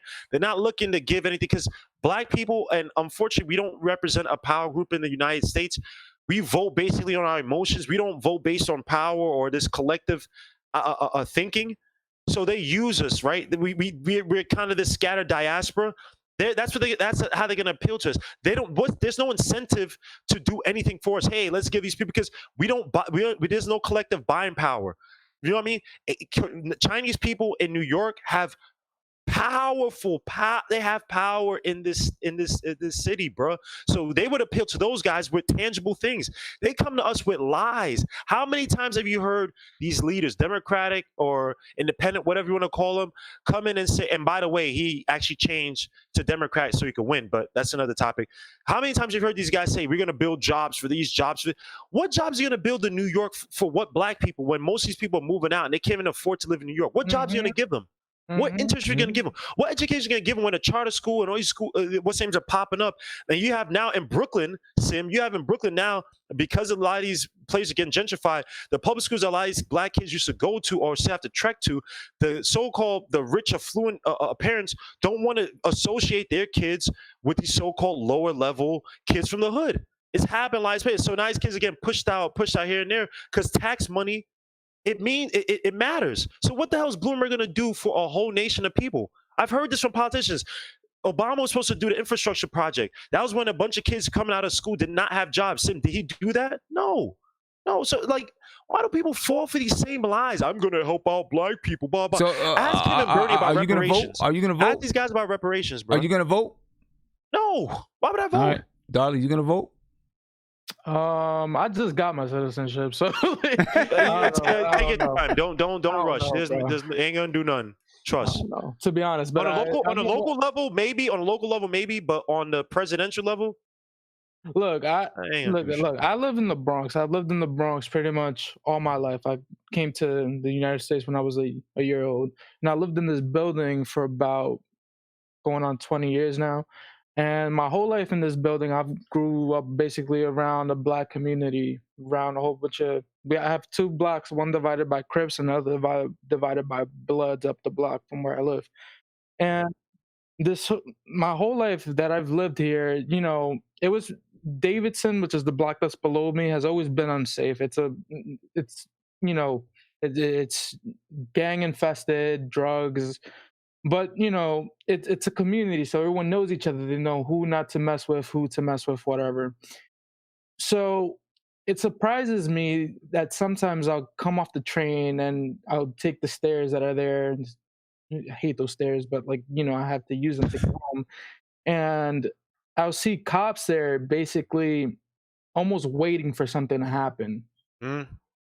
And now I'm in my building all of a sudden, which is majority black and Latino, Puerto Ricans, Dominicans, right?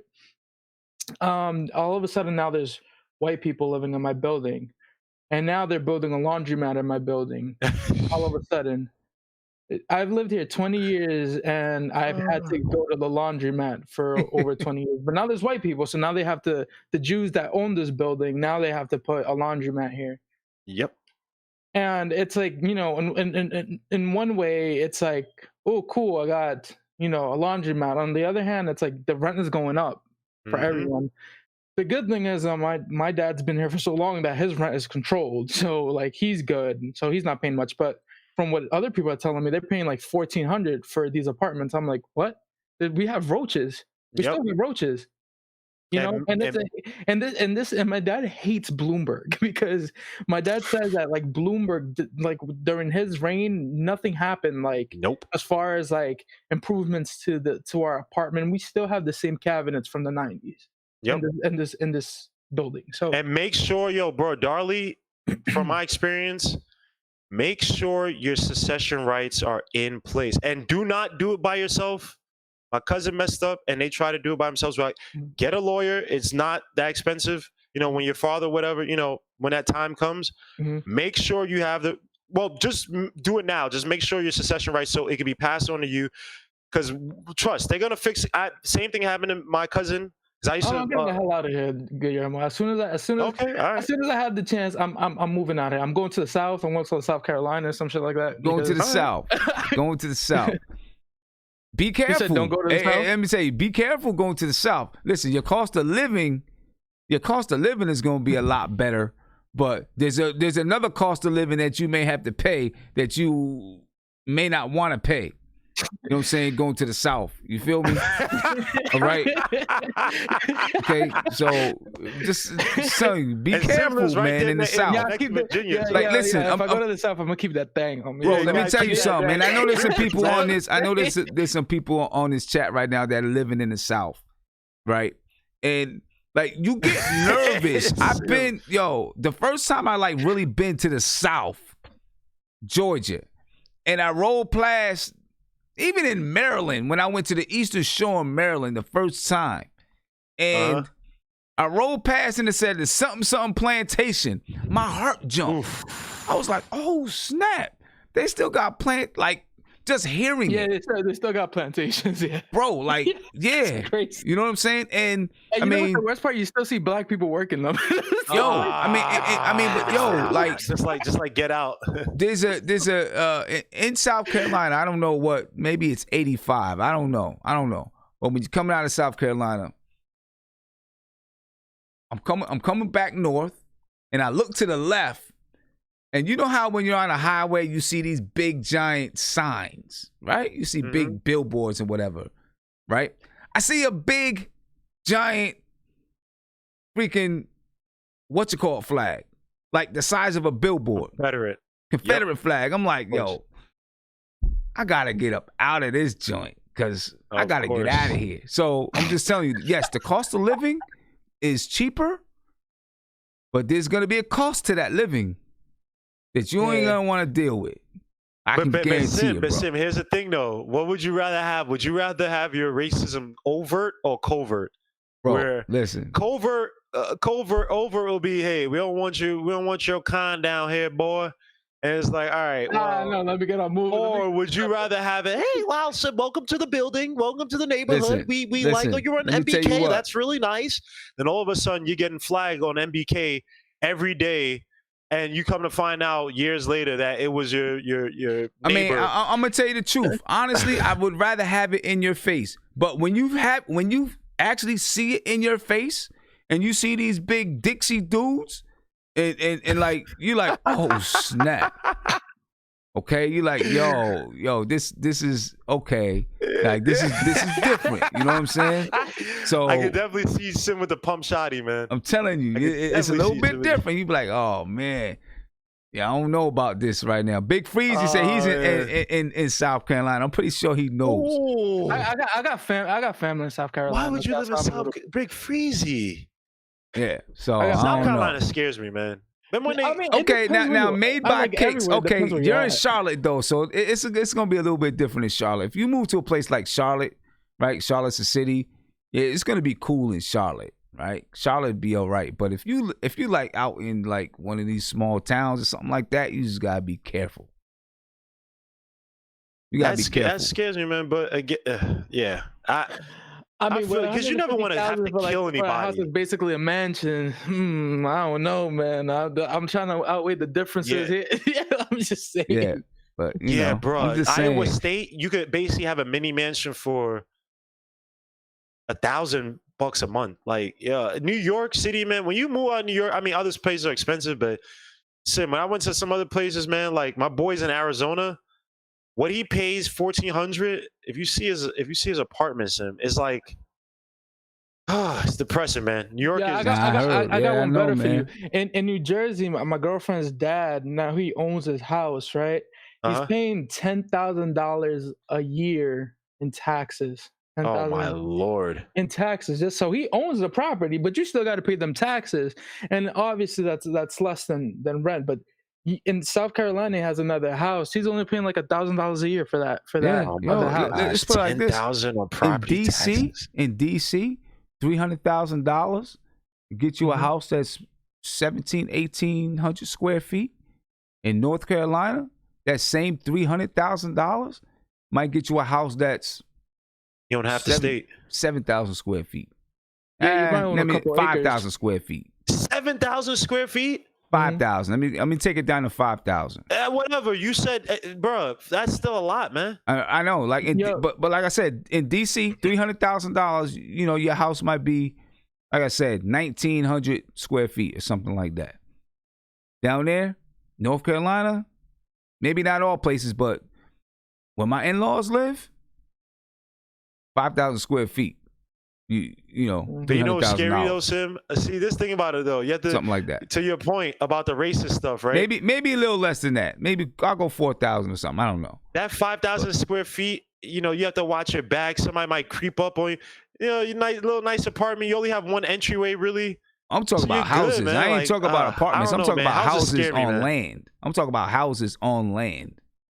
No, I feel you. I don't know. I ain't talking about. I'm such an apartment dude, man. Apartments, that's my way, man. Because I get scared when I live in Woodson, Connecticut. The quietness, like that just spooks me out. Like you just hear like crickets, and you gotta take out the garbage, and a raccoon is there. Yo, let me tell you something though. Too. I feel like, you know, the South is racist as hell, but there's places that I think are even more racist than the South. For example, Massachusetts. I hate that whole state. Connecticut. Come to the whole state of Massachusetts. I lived there for a period of my life, so I can say it. I hate that state. I lived. Were you in Saudi, Boston? No. I was in Boston. I was in Revere, Massachusetts. I was in Revere. Yeah, so I was in a couple places. They really talk like that, but they're so racist. I feel like. Oh yeah, is Revere Saudi though? Is Revere Saudi? No. Revere would be like, I would say like mid kind of like Massachusetts. It's a little bit north of Boston, but it's not like super far away from there. Like it's nothing crazy. Yeah, my sister, she went to BU, man. She hated it there, man. Yeah, I had an aunt that worked as a lunch lady at BU, so I used to be in there just eating free food. But it's just and it's crazy how they could just get away with it and they could just call it culture. You know what I mean? It's like, oh yeah, it's just the way. It's like, dude, look, I'm not sitting here saying you should be. Actually, you know what? Hey, be racist for all I care. I don't really give a damn, because to me, black people. Not saying we should be racist, but we should love ourselves, appreciate ourselves, man. If you want to be racist, that's good. I won't frequent your stuff. If I'm a ball player, well, they don't do it anyway. Most of these guys, except for Kemba Walker, I was like, I don't want to play in Boston. Let them suffer with a bunch of Brian Scalabrinis, and let's see how good they do. Yo. I mean, speaking of basketball, and the traffic is actually the worst in the country. A lot of people don't know that. A lot of people think it's California. Boston actually has the worst traffic in the country. It's so bad. The streets are historic streets, so they don't really do. Well, have you been to DC? Have you been to DC? No, I haven't been to DC. Yes, DC is not. No. You need to drive on the DC Beltway. I can guarantee you. I don't know what it is right now. It used to be number 2 in the nation behind LA in traffic. Wow. It used to be number 2 in the nation behind LA. I can tell you right now, I live 20 minutes from DC. If I leave out Monday morning at 7 a.m. to go to DC, I'm not getting there till 9:15. I live 20 minutes away. Wow. Yeah. 20 minutes away. It's crazy. It's crazy. It's a good thing I work from my studio. 4 days ago, I'm gonna check What'd it you out say? right now. Because that subway system really is like it's like kind of amalgamated, then it just goes out. Like is it not that developed or? Nah, we got a nice subway system. But there's just a lot of people that drive still. A lot of people that work in DC still live in Baltimore. So there's not a connecting subway between Baltimore and DC. Says that DC is number 7 worst traffic. Okay, so US. so it used to be number 2. Like I said, I don't know what it is now, but so you say it's number 7 now. Never said, yeah, put Los Angeles as number 1 and New York as number 2, which I don't think New York traffic has gotten a lot better in recent years, to be honest. DC's traffic is ridiculous, man.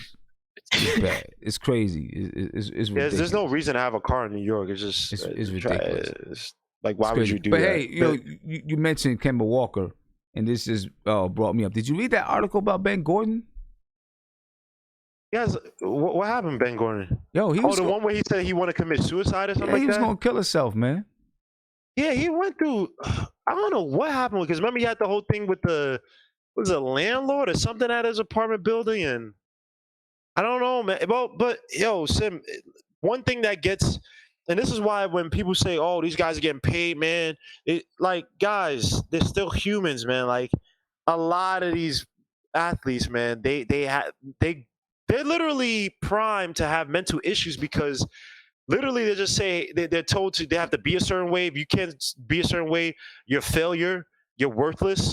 You know what I mean? So a lot of that pressure, a lot of times they don't have people to talk to because everyone just wants their money, family changes, that stuff. So I haven't read it. I think it's in the Players Tribune or something like that. But I saw a headline. I think it was like Bleacher Report told me he wanted to kill himself or something like that. Because remember, when I used to watch Ben, you never would have thought Ben Gordon, like this dude's just they say the quiet ones are sometimes the messed up ones, but he just seemed like a compact dude. Like there's nothing. And then you heard what happened like last year or 2 years ago with he attacked his landlord or something like that, and it's like, huh? Yo, like like Ben Gordon. I just put an article. I just put a link to an article in the YouTube chat where you can read it. It's called "Where Is My Mind." It's on the Players Tribune, and it's Ben Gordon telling his story about how he was at the point where he wanted to kill himself.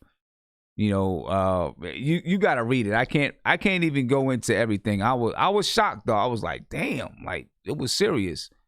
You know what I mean? It was serious about, him talking about how even during games, he had all this stuff going on in his mind. Basketball was kind of the only thing that could focus him, right? But he would have all these things going on in his mind, and then when he was done playing basketball, he had no way to control all this stuff going on in his brain.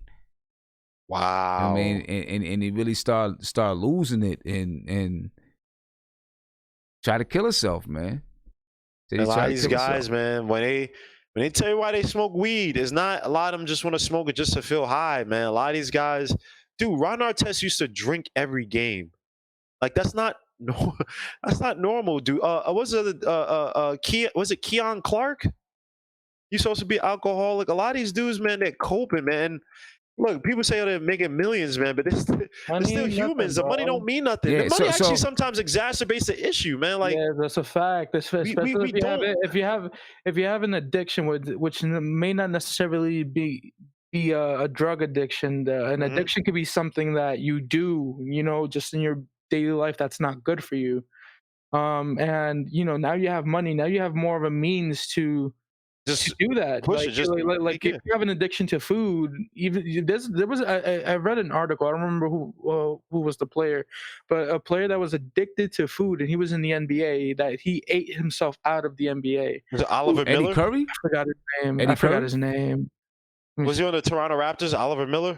I don't remember. No, it's probably Eddie Curry. Probably Eddie Curry. Nah, but Eddie Curry also had the heart issue. See, I know. But he also didn't take care of himself. But he had that heart issue. But check this out. I'm gonna just read an excerpt real quick.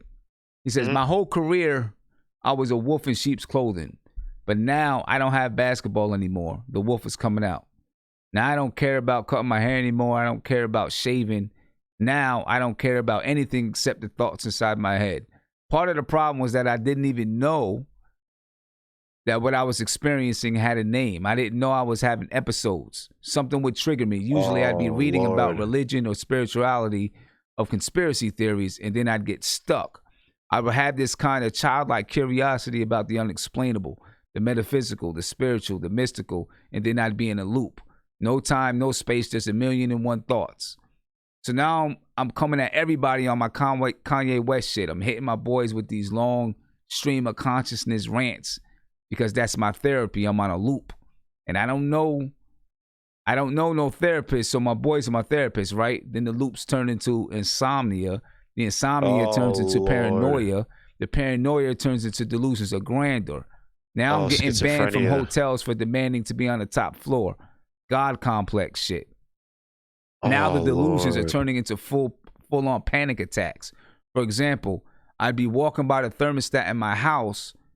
I had one of these little Nest joints where it flashes the number as you walk by. 72 degrees, 72, 72, 72. I can't unsee it. 72. Now I'm in the prison of my thoughts. 72. BG, you're gonna die at age 72. I couldn't unsee it. Days would go by. 72, 72, 72. Now I'm bipolar. Now I'm not sleeping, but I got spikes of energy. I'm in my bag. I'm spontaneous. I'm doing whatever I want. It's turn up time. So now I'm not sleeping and my mind is racing and my body and my brain starts breaking down. I'm hallucinating. I'm seeing shit that isn't there. I'm hearing voices. I'm feeling like maybe God is talking to me, trying to tell me something. Then I start pulling fire alarms and shit. Then I start getting arrested. It's crazy. You got to read the whole thing, man. It sounds like schizophrenia, wow. man. Yeah. I was like, wow, man. I think I read that it was bipolar. But bipolar would be like the major swings, right? I'm not a scientist or a doctor, but loses a grandeur is like, that's usually associated, and like this just illogical, and then these like streams of consciousness where it just kind of doesn't make sense. You're going off of just random numbers, or that's schizophrenia, bro. That sounds like man. Yeah, I mean that basically. I think that's what who knows? Lord Jesus, man, crazy. I feel bad for him, man. I feel really bad for him. I guess he's better. I guess he's better now, and he wrote this because he didn't want to go to therapy, and then he finally. I guess whatever happened, I forgot. You got to read the story. He decided, like, they forced him to go to therapy. He was forced by the law to go to therapy. Then once he went, he found out that, hey, yo, this is like really helping me. You know what I'm saying? So he continued therapy after the court stuff was over.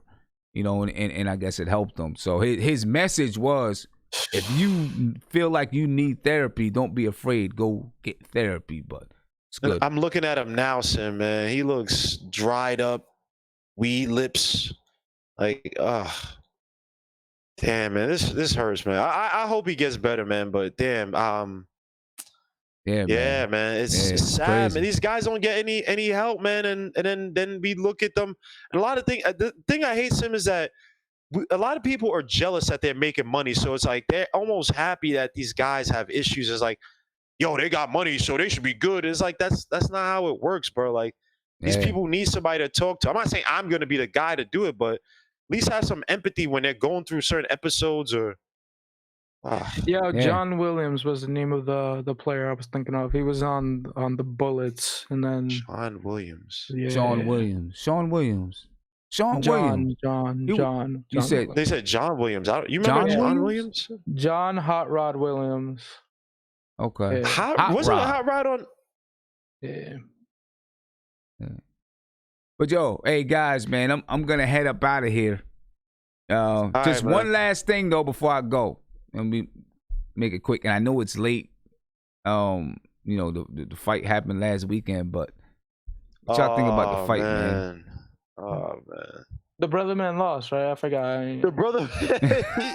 Yo, yeah, Wilder lost, man. Sam, I don't know if I sent you the video. You did. I didn't get a chance to watch it yet. I did. All right, and I'm not a Young Pharaoh fan, but guys, and I sent this to a friend of mine who is a boxing aficionado. Now, I will say you're probably a little biased for Wilder, but even he said that doesn't look right. So, all you guys in the chat, please go to Young Pharaoh's page where he talks about. He has a video demonstrating. And showing video proof side by side that Tyson Fury cheated. I look. I like Tyson Fury. What did he do? Because I didn't see it. What does he say that he did to cheat? So he was saying. So he showed the glove, right, and how he's saying that Tyson Fury was punching with his bare hand. That he pushed up the glove because the commission they see you wrap the glove, but I don't think they see you put on the actual mitt. Sorry, they see you wrap the wrist up. You wrap up your hand. Right? And they sign off on that. But I don't know if they see you wrap the hand. So what you're showing was that he was throwing a jab and the hooks, right? But he's saying that Wilder's, Fury's hooks, you can see literally he was struggling to keep the actual like the end of the boxing glove, the big knob or whatever you call. I don't know what you call it, where you keep your four fingers, whatever. That was like flabbing. So where he was actually punching, like that little slit where you see like the little tie, you see the strings on the boxing mitt, you can see the hand. So he's basically punching Wilder barehanded and faking as if he was holding it. So that would be illegal because you're just bare knuckle fighting, but acting as if you're using the glove. So you got to watch it. Just watch it. And I'm not saying I believe it one way or the other, but it will open up your mind if that it just doesn't make sense how, because he was throwing the hook and even he said, all right, look, even when I'm throwing the light hook, my glove is not coming off, like, because there's some boxers that kind of like slap when they throw the jab a little bit, and sometimes they throw the hook that's kind of like flimsy. He wasn't even trying to throw flimsy. He's like, look at the way the thing was moving. I'm just saying, people say he didn't cheat. I hope he didn't cheat because I actually like Fury. But just watch the video with Young Farrell, Tyson Fury cheated, whatever, and when he's in the gym, because I think he has two videos. One is where it's like 2 hours, and there's another one where it's like 20 minutes where he's in the gym showing it and demonstrating. And he even asked his own trainer, whatever, and his trainer was, and he said everybody in the gym was like, nah, that looks like cheating. So just watch it. Don't. All right. I mean, I'm gonna watch it, but I just think Wilder got his ass beat, man. I think so too. I hope so too. And they just said that Wilder brought back Breland, which is a smart thing because you don't fire Breland, a guy's trying to save your life, you idiot. Yeah, but, I just think, I'm hoping, Sim. I like Fury, so don't take this as a white black thing, man. I think when I seen the pre-fight interview right off Jump Street, and he was like, yeah, I'm gonna knock him out this time. He's not gonna get back up. I was like, I don't know if he's ready. You can see, you can see in a fighter's eyes. When Mike Tyson fought Lennox Lewis the first time and they stood off in the ring, right? Or when he not the first time, but when he fought him, when they stood off in the ring, I looked at Tyson's eyes and I was like, yo, he's scared. I could see it in his eyes. He was scared, right? I was like, yo, Tyson is scared. I'm getting nervous. I think he might lose. And he lost the fight. You know what I'm saying? And I looked at Deontay Wilder and I was like, he looks a little nervous to me. You know what I'm saying? Tyson Fury was confident all the way through. Tyson, Tyson Fury is also crazy, bro. He is crazy, but I mean, I was looking at Tyson. Gypsy. And then in the first round, right in the first round, when I see him get tagged straight down the pike, bump, I'm like, damn, if he gets hit like this, he's done. It's like if he continues to get hit like this, he's done. You know what Mayweather does when he kind of like sizes you up? And he allows you to stalk him because he's trying to read what you're trying to do. You're trying to see it, and also kind of tire you out. I thought it was in a second round, Sim, and I think I texted you where I was like, "Yo," I think I texted you after. It was in a second round where he got hit in that overhead. Now you call it legal, you call it illegal, I don't know. And it says air didn't rupture, and he doesn't have a concussion or whatever. But his equilibrium definitely got rocked. Oh, definitely. Because after that, and I've seen him get rocked against Ortiz. I've seen him get rocked against other fighters. When he got rocked by Fury, that was a different type of rock, bro. Like he is not there because he didn't have no power in his legs. None. He didn't have any power in his hand. He threw a combination, and it looked as like, just imagine your daughter when she was 5 or 3. Trying to box with you, and it looked that weak. It looked bad. Yeah, I mean, after the third round, maybe even after the second round, I felt like everything Wilder was doing was in desperation. All of his blows was desperation blows because he knew it. He knew he didn't have legs, so everything was a haymaker. He was trying to throw haymakers, hoping that he landed a power blow. Now, Sim, you are the boxing aficionado. If you're Mark Breland, do you stop that fight? Even if Wilder's like, I want to die in the ring, bro, you gotta stop the fight. You got to. All right, that's a great answer because he fired Mark Breland. Now he brought him back, and allegedly he didn't allow Mark Breland into the dressing room after the fight, and Mark Breland was crying. And I'm just like, dogs, I know you want to try to be a warrior. Bro. How about you deconstruct your game? Learn how to jab, learn how to use your footwork, learn all the nuances of boxing. And come back because you dying in the ring does no one any good. Good. You got blood. You got blood gushing out of your ear. and your mouth. He was spitting blood after the second round, bro. He Yeah, was, man. and I'm a Fury. I like Fury, so please nobody take this as me. And I like the American to win, but obviously to me, Fury, he's a good boxer. He has a great personality. They said that he signed stuff for kids who stayed at hours at these events and stuff. So I have nothing against Fury. But Tyson, but Wilder, you got to respect the game, bro. These guys, these gimmicky guys, they've been in the past. These guys with the crazy uppercuts or like the powerful right, man. Like, dude, you fired Mark Brilliant. Your other trainer, Jadia, whatever. He's a phony, bro. Because you were dead out. He was dead. He was dead. Done. Thank God that towel was thrown. He was dead, bro. Right. He was done. He was done. He was crazy, done. bro. He was getting tagged. He couldn't even stop. But Sim, he threw a combination of 1-2, and literally it looked like he was going in slow-mo. I was screaming for them to stop. I was begging. This was maybe 4th or 5th round. I said, dude, you gotta stop. You gotta stop. This is not good, man. Nah, it wasn't good at all, man. It wasn't good. They did the right thing by throwing in the towel. You know what I mean? Because he had no chance. Think about it. He would have had to go another 5 rounds like that.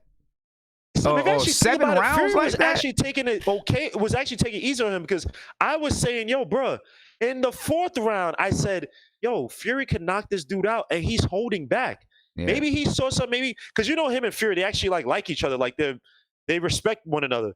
And I'm thinking in my head, maybe Fury doesn't really want to kill this dude because Fury could have. Fury put on 20 pounds for this fight. Yep. Bro, he would have, and he was moving the same way as he was moving 20 pounds lighter, that means he could carry his weight. That's scary, bro.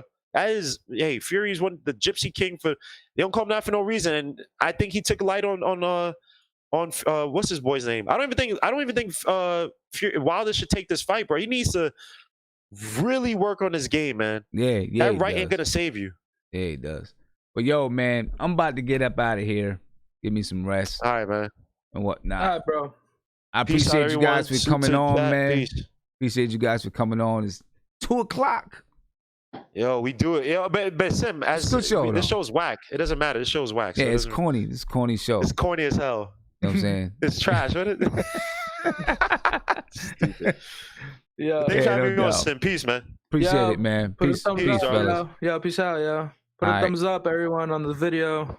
Yeah, definitely. Make sure you hit that thumbs up. Subscribe to the channel if you're not subscribed. Share it out to everybody, man. I appreciate you guys, man, for coming on. Without no doubt about it. Ladies and gentlemen, that's it for the front stoop this morning. Not tonight, this morning. That's it for the front stoop. All right, I will be back next week to do an album review. I'm not sure what album we're going to review yet, but we're going to check it out. If you got suggestions, send it to me. All right, we're going to listen to some independent music, of course. You know what I'm saying? So make sure that you check me out next Wednesday at 11:59 p.m. All these shows are going to be at 11:59. I guess that's the only time I can really do it and get it done. All right, so appreciate you guys for being here with me. This is Hip Hop Weekly on the front stoop. Make sure you share it out. Get some other people in here. We got to keep it going, keep it growing, get more people in here. Ladies and gentlemen, I'm out. Peace. Hopefully I have a chance to drop some smaller videos too about some things going on in hip hop as we go on from now until Wednesday. All right, I'm out, man. Peace.